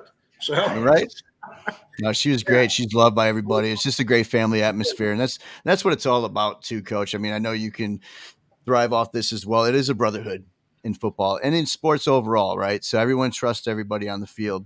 Everyone, you got to have, I have your back mentality when you're on the field. And learning from each other. And just this year watching not only the coaches coach, right? Just the players helping as well. Like, hey, get back in the game, tapping each other on the head, tapping them on the rear, get your ass back out there and do it again. Just work harder. I've seen a lot of frustrating things happen here at the IPP with the players. They're getting on themselves, probably not believing in themselves that week, partial injuries that could probably occurred, just minor bumps and bruises here and there. But, just keeping the mentality on the field, I think, is most important. And Roy and myself, we're going to be having an episode here in the future for mental health, which is very important. I feel. Awesome. And you have to have good mental health to be on the field. And we always say in every episode, if you're feeling down, if you feel like you're going to hurt yourself, if you don't feel yourself, call someone, talk to someone, make sure that you reach out, because someone out there does care about you. And that's one thing we always want to mention on this show is your love. Someone does love you, and just make sure you know that. So if you're struggling with mental health, and we're here to help you, I hope we're giving you guys a good show. We got a lot of good laughs here. Once again, Coach Paul Dunn joining us here on this special episode. We're just very happy to have you on. And I know we're coming about 35 minutes to go here. We want to kind of keep it to a 2-hour show, and what a better show to have 2 hours with Coach Paul Dunn. And I want to go into our montage that I put together and that you sent us. And you got a couple videos in here too that I wanted to talk about. So once we get into that, I want to ask you guys, since we're about an hour and 25 in, does anyone need to take piss? No. All right. No. I might have to, so I'm going to lead into you guys. I want to also, at some point, I got to get to your CFL story, because you coach under a lot of great people, college and the pro ranks, but I got to hear some Montreal stories. I'm sure you got some good ones there. I mean, what was it? Mike Sherman was the head coach over there at the time you were there, the former Packer. Poutine was the good cuisine up there. I've been there one time, and then French. So share some Montreal Alouettes stories from the 18-19 season, right? You're up there? Yeah, I was up there 2 seasons. Yeah. Okay. I think it might have been 18 and 19. Okay. Yeah. And we had an unbelievable time. I mean, Sherm, you couldn't ask to work for a better guy than Mike Sherman. And I go way back with Coach Sherman, like to Martha's Vineyards Day with Coach Sherman. He was a graduate assistant at the University of Pittsburgh, just like Kirk Ferentz was. And at a very early age, I got to know these guys, and they helped in the development of our offensive lines at the University of Pittsburgh. And, Sherm went on with his career, and I got an opportunity to work with him, to go up to Montreal and work with him and his son, Ben. Wonderful people. And, we had our ups and downs out there. We didn't have the best team in the league, but we competed, and we certainly had a lot of fun. I bet. It's known as the nightlife city out there. And the city that never sleeps. Did you have some poutine? Did you try that? The fries, we tried it all. And all that? Yeah. We so everything up with there. the wide field, though, how did that change as far as your coaching and your strategies? Because the field up there is a lot wider than it is down, in North America, right? I mean, sideline to sideline. Yeah, the game is wider, and then of course there's 10 yards in addition in the end zone, so sure, it's longer, and you only get 3 downs. The quarterback sneak, the old tush push that the Eagles are doing is another one in Canada. You got to be able to run the quarterback sneak at any time, and the Canadian guys were great. They were great to work with, and most of the guys have jobs in the off season, and they come into the season. We coach them up, and just playing against a lot of good people. Got to see Canada, which is a gorgeous, gorgeous country. Wow. Unbelievable. So I didn't regret one bit of going over there to Montreal and cranking it up over there, and met a lot of great people. So, but did you have to learn some French while you're up there a little bit? Well, our running back coach, Coach Paul Dunn, he was French, and he said, "Dunny, you can get by with really 2 words, bonjour, all right, and that means hello." And he knew I wasn't going to learn French because I barely know the English language, right? But he said, "You'll get by with 2 words." He says, "Make sure when you go into some place that you acknowledge the French-speaking people, like myself." He says, "So you say bonjour, hey, bonjour." And then, you proceed to, I'll have a beer, or give me the poutine or whatever. Right. And they admire you for that. And then, of course, when you're eating, it's always merci. Thank you. And if you really want to get fancy, it's merci beaucoup. So I like that. I basically got by 2 years in Montreal, Canada, on those 2, maybe 3 words. And that was all from my buddy, Coach Andre Bolduc. Yeah. Well, they're very bilingual there, so which is nice. They learn both English and French in the city. Now, if you go out in the outskirts or in the boondocks, then you might have a little problem with just the French speaking only there. But Right. What a cool story to be up there with Mike Sherman in the CFL and hockey country, right? And then it's also enlightening how you say they have to have jobs in the off season. So it's almost like maybe would you compare it to like a arena football league kind of like or minor league football setting, because it is pro football. Yeah, but no, these guys are football in Canada. It's not like it is here. No, but they are professionals and they treat their job professionally and but hey, in the off season they got to make money too. It's not the highest paid job up there, and they do whatever they got to do for their families. So I admired that. Very similar to the men in Germany when I went over there this past year, and all of my guys really work full-time jobs, including my assistant Val. And, so I admire them for that. And in Germany, it was like they were doing it and coming to football practice late in the evening. We didn't start football practice over there until about 6:45. And, Coach Shoup would start the practice, and then we'd be off the field by about 9:30. And some of these guys had to travel 2 hours to get there. So you appreciate Coach John Shoup? Yeah, the Shoupster. Shoup. Yeah. He was offensive coordinator in Chicago for a little while, one of many. Yeah. I used to kick Shoup's ass in tennis. He got so pissed off. Shoup. Wow, that's a name right here in Chicago, boy. I'm telling you.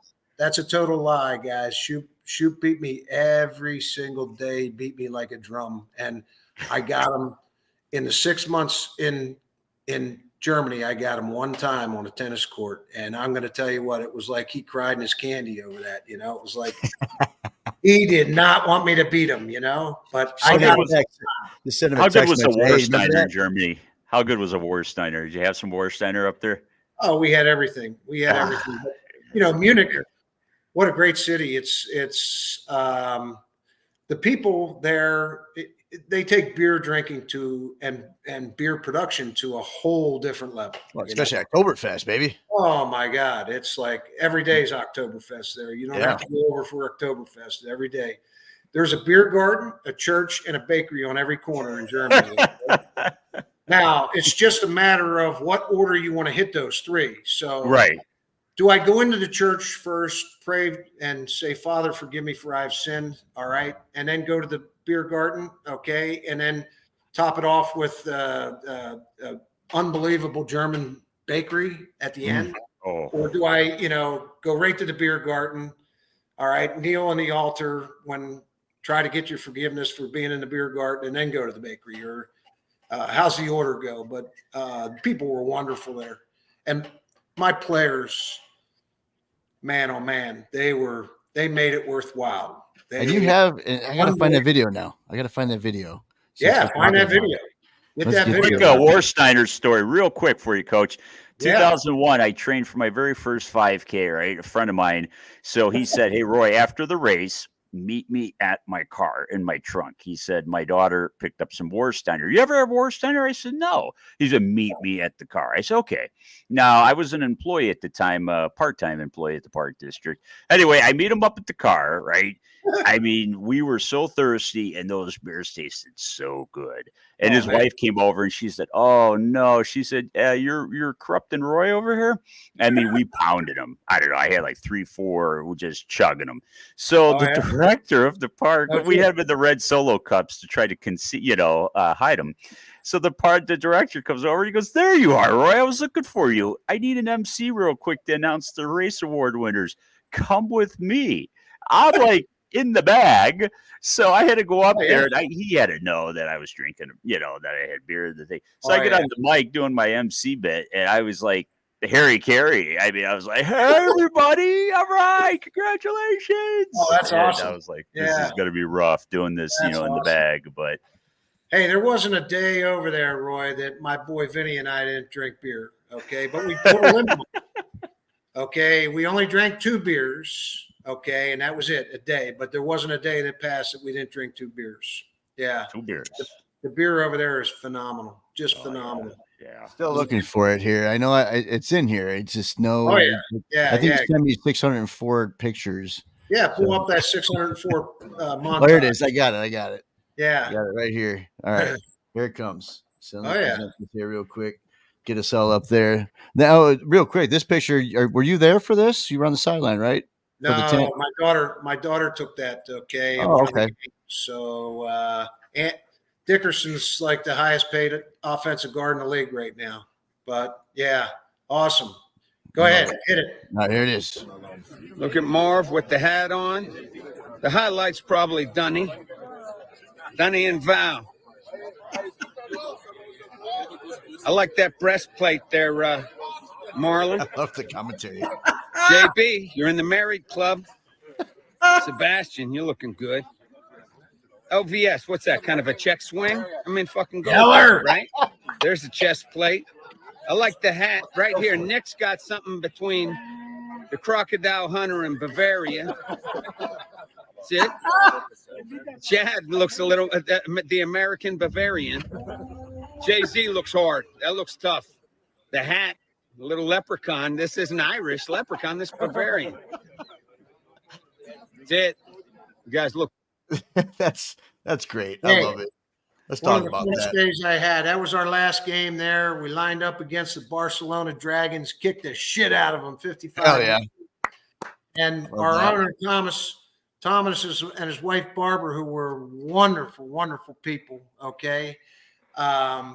They had a hell of a party in the beer garden afterwards. So, but that's how we showed up to the game in Bavarian style. Pretty awesome, huh? I love it. That's a great story. I just love this commentary. You know, what do you say? Playing checkers or something like that. Yeah, fucking go for it. Just the way he was. This commentary was perfect. That was Shoop talking like that. Okay, so yeah, that's a wonderful guy, unbelievable. Yeah. We had so much fun over there, John and Vince and I. We with all the people that we came in contact with, including our players, the most. But yeah, go ahead and hit a couple more, Rob. Yeah, let's get into it. Let's get into the montage, as I call it. The montage. I didn't edit any of this stuff, so it's technically not a montage. I might hit on them for a second or two, and then we'll go on. All right, let's see here. Let me start off. Go back. All right, here we go. Let's start at the beginning here. So, that's Georgie and B and me. Mm-hmm. All right, at the Thursday Pirates Toronto Blue Jays. Bayron has a cousin that pitches for the Blue Jays, okay? And he's been in the majors for 4 years, and B never seen any of his games. So that was the first time he's seen his cousin. What a wonderful experience. My man Georgie over there, who's got the looks of a movie star with his Bulls, okay? Mm-hmm. That was the first baseball game he ever went to, so we had to educate him. So go ahead, Rob. Let it roll. Hey, look at that. Now, that's Alfredo on the right, played in the Super Bowl this year with the San Francisco 49ers. I don't know what he's got on his ball sack right there, but it looks like right? The fat guy with the blue shirt, that happens to be me. Now, this is COVID year, so we're all masked up, right? Mm-hmm. And that's the one and only Jordan Mailata, along with Max, my man Max Pershar. Yeah, unbelievable. So here it is this year, right? Mm-hmm. I gotta tell Bayron that he's got to put a uniform on, because I tell you, he looks like he's got a wife beater on and his boobies are really showing.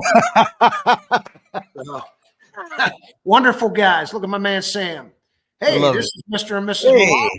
And look at you. Who the hell is that little guy in the middle there? Look at you. Oh, my goodness. Fly, Eagles, fly. I got my Eagles. Fly, Eagles, fly, baby. The star in that picture is the two ladies and our man Rob. Yeah. Right, Rob. And I look like a nice little snack right there. That was awesome. I love it. And then this is James. This is James and Kane and me and look at Kane, man. I knew Kane when he was a little guy coming over here, and he's a scout for the Dallas Cowboys. And of course, all the kudos to James Cook, the guy we were talking about. Yep. Let it roll, Rob. Okay, here it is, right? You see this girl on my left arm? That's Kelly. Mm-hmm. Let me tell you, she deserves an award for being with me and our players for the last 10 weeks. Okay. She heard a lot of things that she probably never ever heard before in her girl, but what a wonderful lady. And Coach Marino just had a state winning championship down here in Florida with Cardinal Mooney High School, a well-known high school coach who came over here and shared his expertise with these men. Wonderful. I had a pleasure to meet him. Yeah. Nice guy. Let it roll. This guy right here is a warrior, Mo. Okay. So Mo was one of our first classes, and, he actually played, I believe, for the Cincinnati Bengals, and he was one of the first of the IPP players. IPA. I'm thinking beer right now. Yeah. There you go. Yeah. The IPP players. He's one of the pioneers as well. Oh my God. Yeah. This looks fun. This is down at Clancy's. Okay. So the Irish festivities down at Clancy's. And we talked a lot about Pittsburgh. So you'll see my man Jack there. And he got the old Pittsburgh saying yins. I'm sure Dave Wanstead has that. Hey, the tallest guy on recorded record, okay, as a teenager, that gentleman to the left, okay, out of Quebec City. And that's George. Now, George is 6'9". Yeah. Okay. Those are the monkey bikes that we had riding across campus. You can see the little parrot on there. And look at the extension on George's seat. It's unbelievable. Yeah. Yeah. Look at Let that. it roll. Okay, so I got to tell you this one. Everybody should know that. That's James Franklin. So I just happened to be walking down the hallway one day at IMG, and I hear these guys behind me, and it's Coach Zalotti and James Franklin, right? I turn around. I haven't seen James Franklin in 35 years. I knew him when he was at Maryland. He's the head coach of Penn State and done a hell of a job there. And Coach Franklin says, hey, at the end of the conversation, because I coached at Penn State for a little bit, and he says, would you mind taking a selfie? And he took his phone out and took a selfie. So I got to thinking about that like a minute after he left, right, Roy? And I'm like, this guy probably thought, man, I haven't seen a dinosaur like that in coaching in a long time. So I better get a selfie with this guy because I don't know if it'll ever happen again. But that's awesome. Coach Franklin and I had a great conversation. That's now, awesome. Penn State coaches, I know that's small, but that's Dunny back in the day when I had hair and a lot of blonde hair with the legendary Coach Paterno and Nick Gasparotto. It's awesome. Awesome. A little close in on that one. Look at that. Not a greater guy would you meet than Joe Paterno and Sue Paterno. They gave my wife and I a start. I grew up a Miami Hurricane fan, and so those Penn State Nittany Lions destroyed us in '86 there. So, but yeah. Yeah. These are one of our best friends in life, Kirk and Mary Ferentz. Kirk's the head coach at Iowa. I think he's chasing Woody Hayes legendary for getting into the number one spot in Big Ten wins. And Mary does a lot of charitable work in the, the Hawkeye thing that they do in the first quarter. Yep. Right, where children are up in the children's hospital right outside of the stadium.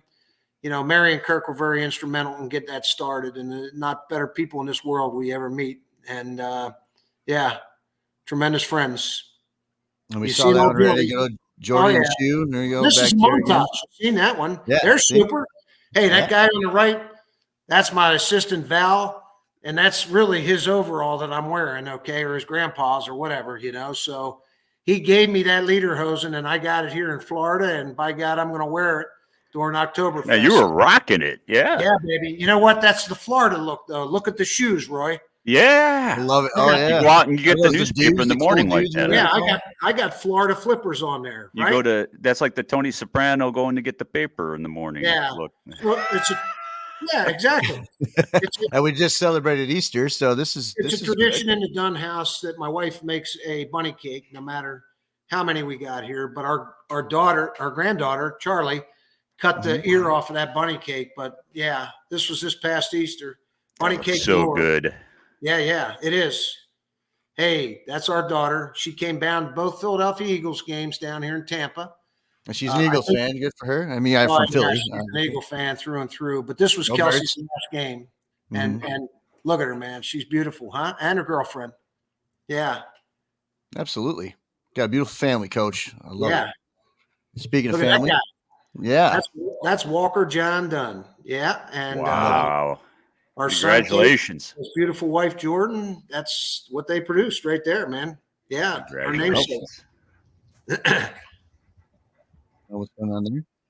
Now, this is how you go out to practice in Munich land. You know, Val and I are out there smoking cigars right before practice. So we're back in the pasture. You know, there's literally Shetland ponies and llamas and things like that back there. So, yeah, it's a real deal.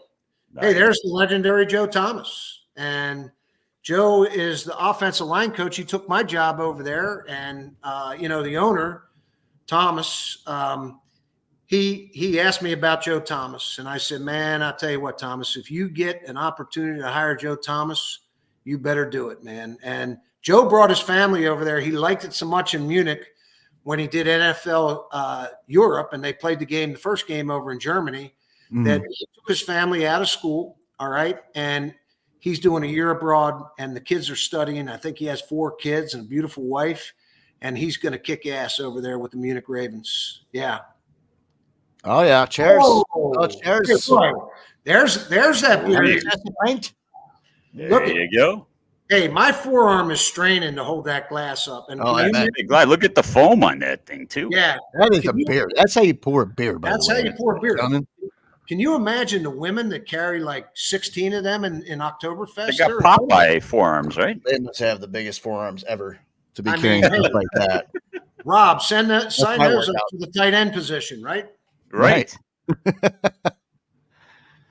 And here's the class of last year, actually. Yeah, that's a class of 2023, and that's the shirt they gave me with all of my sayings on there. So that's very memorable. I've never wore that shirt before. So you get in that? I'm not sure. Let's buddy. I don't think I can fit in it right now, Rob. Yeah. Anything? That's my boys. Anything we can read on there that you might be able to say? No. That's illegible. Yeah. Yeah, you can't read that. That's the boys in the big room. That's the room, one of the rooms that we met in. Patrick Murtaugh on the right, who's a phenom. He'll be back next week to do some training. He's a stud. He looks great this year. I mean, he looked great last year, but he looks great this year. He's lean as hell and just strong and fast, man. Look for that guy's name, right, Rob? Absolutely. 110%. And I can't wait, Coach. And I hope we can do a future show, where we can kind of get some of the guys back and come join us and just talk about their experience with the IPP. Maybe they can give out some advice to those young ones out there that are looking to do the same thing these guys are doing. So this is fun. I'm going through all this. And there's let's go through it one more time. The 5-2. You got it. Yeah. Another Irish pitcher there with the ladies. There's my beautiful wife and daughter and Noreen, along with Ash. They light up that show down there at Clancy's. Nice. We saw that. And then that's my granddaughter. She's Irish too. Yeah. Love it. Oh, and here's a shot, Coach. Okay. This is pregame of that game that you brought up, Rob. Okay. Nice. Championship either way, it was coming up today. It was coming up either way. Yeah. So I'm barking some signals, and I'll tell you what, my legs are really skinny. I'm actually skinny back then. So, yeah.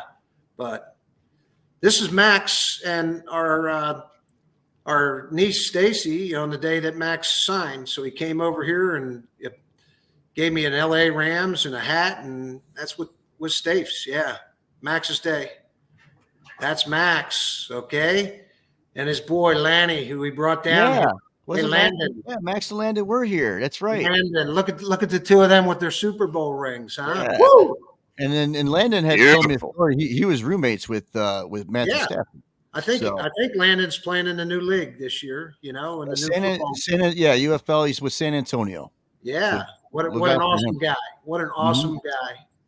Yeah. Good old Aaron Donald. Oh, yeah. Max with Aaron Donald. Yeah, look at that. Oh, yeah. Look at Aaron that. Donald retired, right? An old pit boy, right, Roy? Yeah. An old pit boy. Just retired, too. One of the greatest of all times. Sit back, relax. There's speaking of one of the greatest of all times. Okay, so this is Russ and I, back in our days. Russ is 56, I'm 61. But he texted me this one day, and he says, "Why do you always got to be so close to me?" And I said, because I got to tell you all the calls. That's why, you know. So, I love it. yeah, the legendary Russ Grimm. And there him and yeah. Marino are.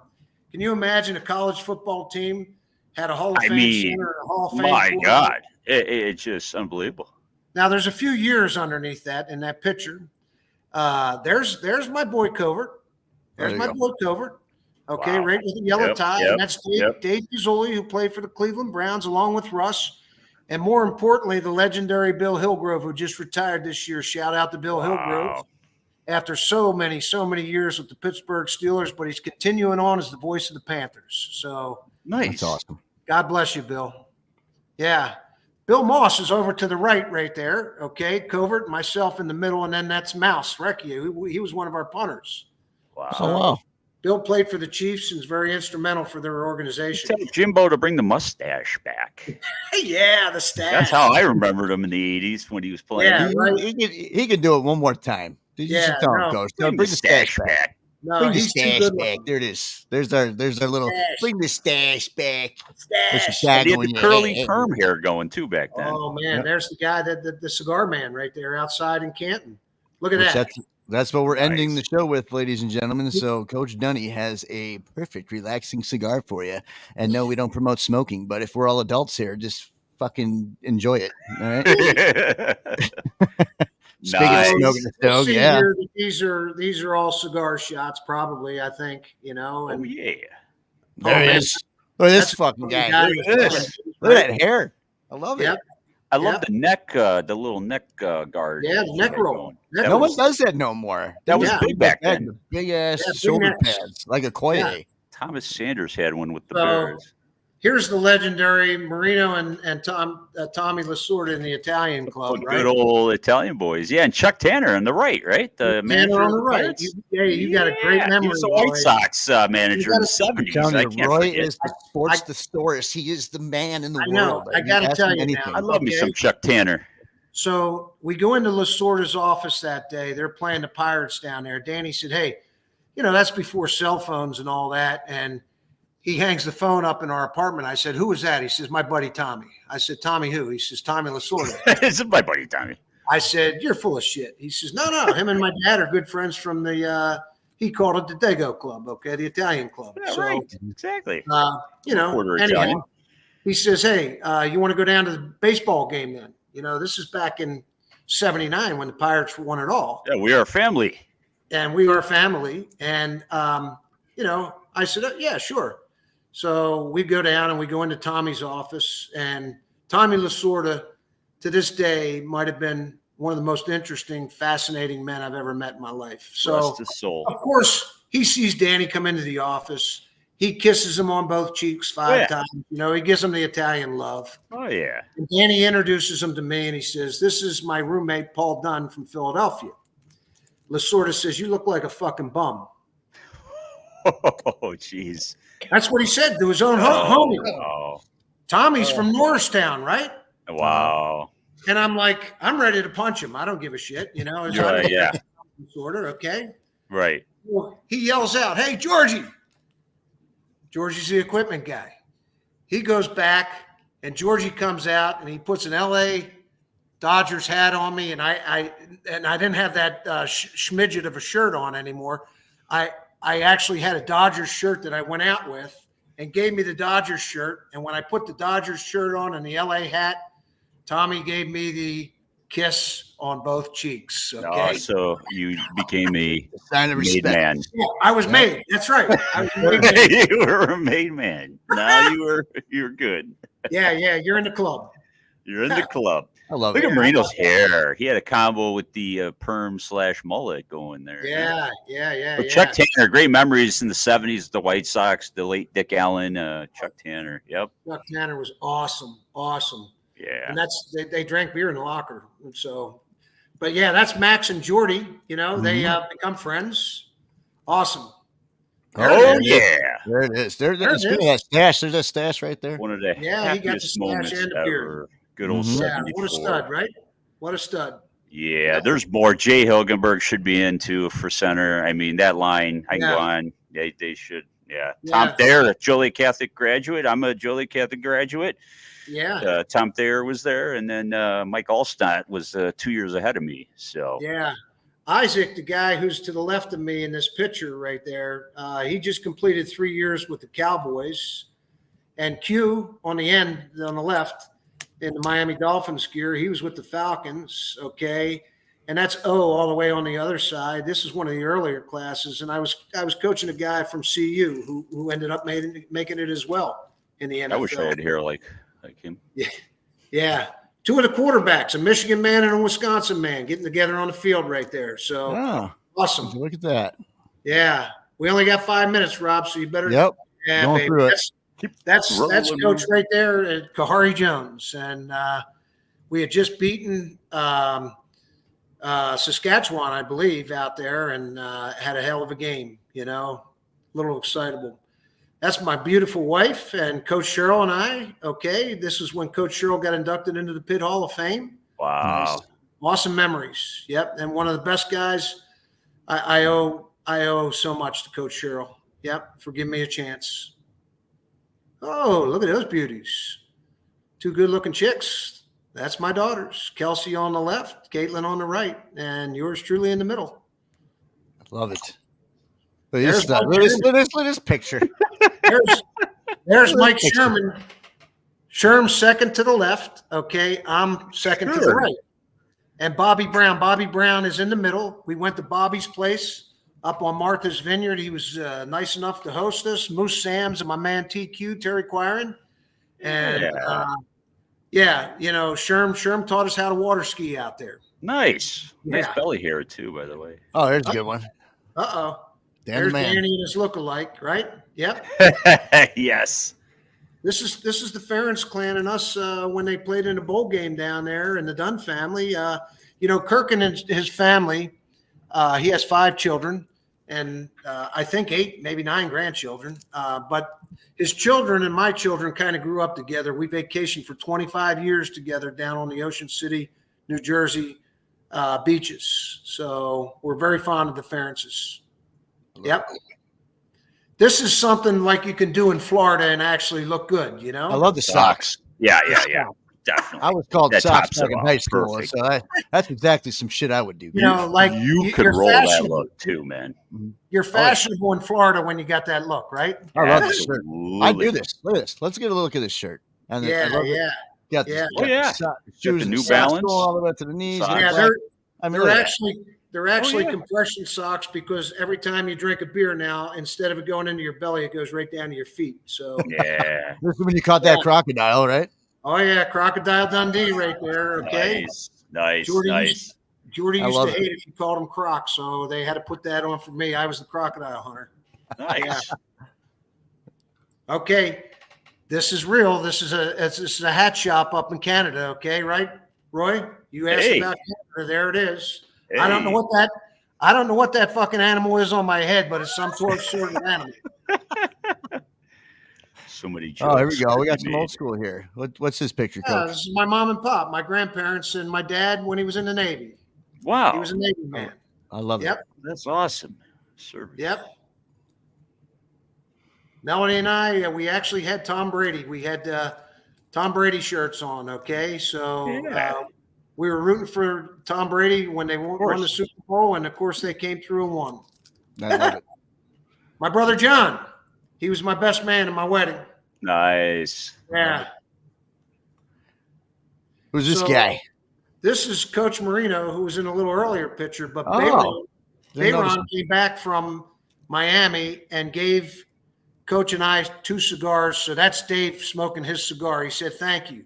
That's me smoking my cigar in an Iowa jersey rooting for Caitlin Clark. Go ahead. Let it roll. Oh, yeah. That's Mike Santella. Okay, during COVID. Look at that dude. Okay, that's a grizzled old offensive line coach right there. I was going to say, it looks like an old mafia, like mugshot or something. So this was the greatest picture ever invented. Pitt Heisman Trophy candidate quarterback Dan Marino won't go anywhere without his protection. Nice. Dude, that was very, very brave back in those days. And unfortunately, 2 of those guys, Jim Sweeney, who played for 18 years in the NFL and was one of the greatest, and Billy Fralick are no longer there. But we got them in our hearts. My buddy Hammer, my best friend in life, passed away way too early. Oh, Cigar smoking.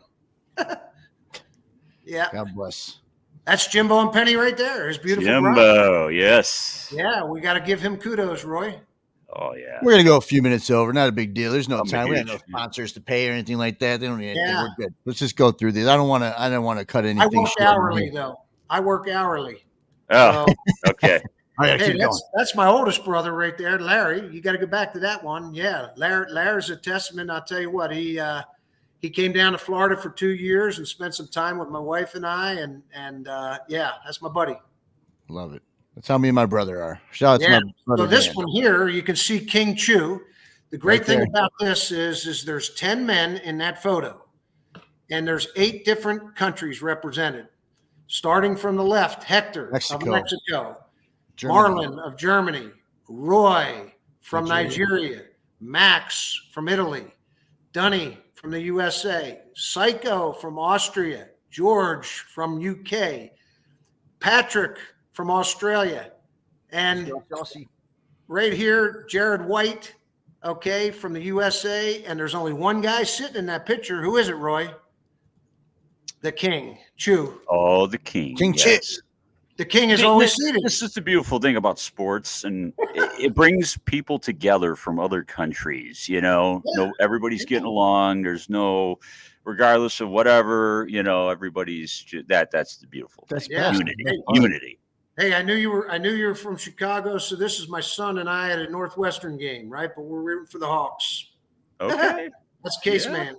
Yeah, and the family right there. Nice. Our future son-in-law on the left, Matt Smith. He's a coach down here in the Sarasota area. So we got to watch the Hawkeyes in a tight-fought game with the Northwestern. That's the Joe Moore Award that we started. We started a camp up in Pittsburgh in honor of our offensive line coach, and the Notre Dame guys got involved. And they made this trophy in Coach Moore's honor, and it's the only trophy, like I said earlier, that goes to a unit, and it doesn't go to an individual in college football. Awesome trophy. My beautiful mom, okay? Keep going. This is what Shoop drew, and this was his version of Vince and I over in Germany.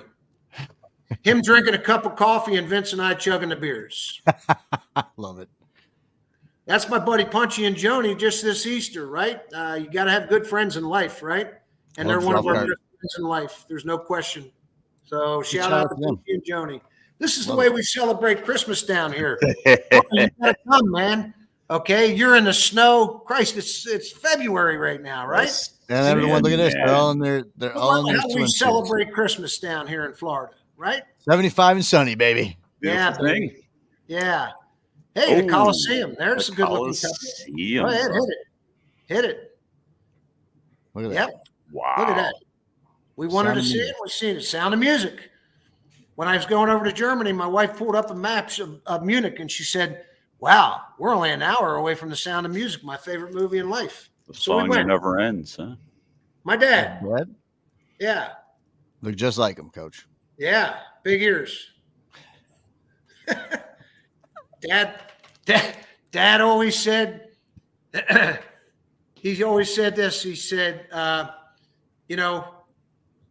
when God gave me ears, I thought he said beers, and I asked for 2 large ones. That's good. That's my cigar shop in Munich. That's how they dress in the cigar shop in Munich. No way. Shirt and ties. Look at that. Class. Look at that. Yeah. Is that awesome? Nice. You know what? I was walking one day, and as you know, we love the Hawkeyes and Kirk Ferentz and Mary Ferentz and all the Ferentzes.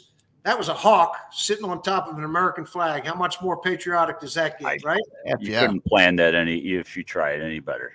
Yeah, that's Lolly. My wife's name is Lolly, and our beautiful granddaughter, Charlie, and Rosalia. Yeah. Uh-oh, you got to get that one. Can you get the music? I'll give you the video. Does it let me do it? No video. Man. I want to see some dancing. Oh, man. Yeah, that's my boy Mose up in our days in Canada land.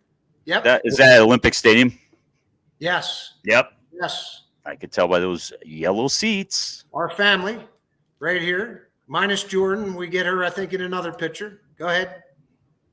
That's me, Derby Day, cigar and poster. I got horse number 9. My beautiful mother again. Oh, man, that one's crooked, but that's okay. That's my brother Skip and Marino way back in the day. Yeah. Wow. All right. Jimbo and I. There we are. Jimbo and I in our days. Yeah, look at that. We showed up for an AP and, in our younger days down in Conway, Pennsylvania. Yeah, man. There it is. Go ahead. Jimmy Covert looked in that picture like a guy, if you owed somebody money, that's the kind of guy that'd show up to say, hey, I'm here to collect. Yeah. This was a great one because it was Jordan Mailata and his family, the first time they ever seen him play. They came over from Australia and what a wonderful picture. There's my son and my beautiful daughter-in-law on their marriage down at Sanibel. Nice. Yeah. That's really saw that. All right. Hey, that's Jack Lambert. And I got to tell you, here it is. Ooh. A quote: take pride in whatever it is you do, whether it be playing basketball, football, cheering, or playing the piano. I do all of the above. Always give it your best effort.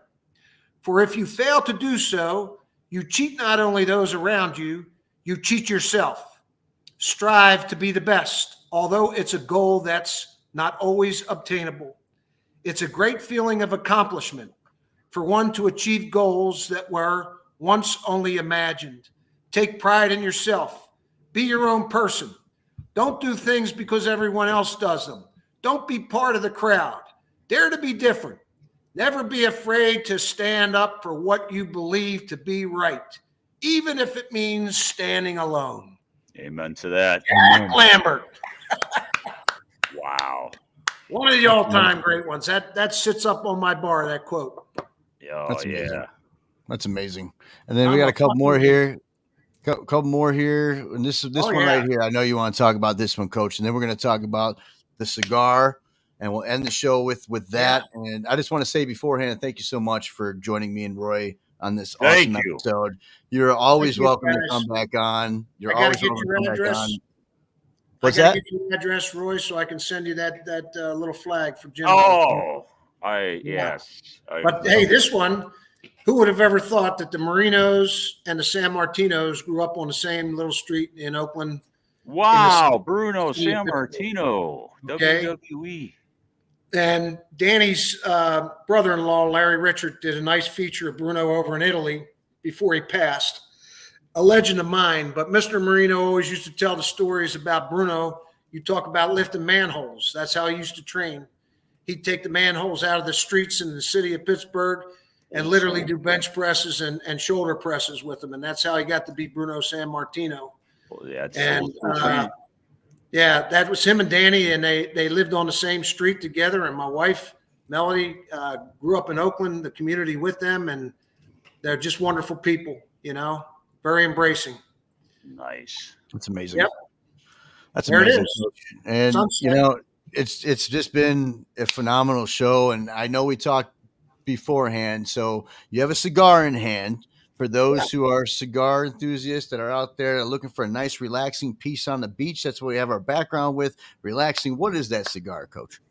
Okay, this is by Ybor City. This is an Ybor City. Can you see that? I got to turn it the other way. Right by Tampa. Ybor City, and that's a blend 2006, I believe. Okay, so this cigar probably sells for about $7.50. Okay, at most cigar shops, and I worked at a cigar shop at Cigar Cigars, and Kim and George, the manager and the owner, were great to me. But this is kind of my favorite right here. And Ybor City, if you've never been there, you got to get down there. It's a wonderful, wonderful place. And you can actually see the heritage and the history of Ybor City and how they came to the United States and were able to develop the cigar industry in Ybor City. And it is phenomenal. You'll see, Cuban gentlemen that are sitting in the windows just rolling cigars. But, it's been fun, guys. Yeah, it really has. I love that sunset. And as I always say in my meetings, it's 5 o'clock somewhere, so it's ready to end this thing. The only That's thing right. missing with that picture is the 1982 song by Christopher Cross, "Sailing." I'm sure you're old enough to remember that song, huh? Yeah, can you end it with that or no? Or you don't I don't know. I might get copyright issues, but I do have a way to end it. And listen, we want Coach Dunn back. Coach Dunn, will you come back again and join us for another one? Because we got to go. man. We got to go with what's going on behind in your case there. So we have another show, just probably with your whole trophy case back there. Oh boy, yeah. So Yeah, let's talk about that. But Well, with that said, Coach, you have any final words you want to say to the audience? And no, I just appreciate what you guys do, particularly with the mental health part. You know, Absolutely. Roy, you're advocates for that, and I firmly believe, you know, if you got issues and you need help, there's a lot of people out there like yourselves that have a lot of positive vibes, and reach out. And sense of humor is always good too. You know, you gotta just keep one it of the light. things that you see down here in Florida, particularly the sad thing in our community is that, you know, it's a fact of life. People are a little bit older, and sometimes you see people dying in the community, and we have such a tight knit community that all the rest of us community members uplift the people that lose a loved one. So, you know, if you're out there and you feel some things pulling at you, like reach out to people that are there to help you. And you guys are two very, very positive people that, believe me, I enjoyed the last 2 hours of this segment. We appreciate you, Coach. Thank you, Coach. All right, guys. And with that said, Rob, you can give the man my address. He needs absolutely. He's got a little care package, which I will be eternally grateful for. Yeah, stick around. Just let me do the ending part here, and then stick around, and we'll make sure we get that going. But I want to say thank you again, Coach Dunn, Coach Paul Dunn. Make sure to check him out. He is the man. So, and we will see him for part 2 because he has a lot to talk about what's going on behind him. Wish we had all day, but we don't. So for Roy Herman, Coach Dunn, appreciate you. I'm Rob Eggers. You have been watching House Jack City's Backstage Sports Edition. We'll see you on episode 6, y'all. Take care, guys.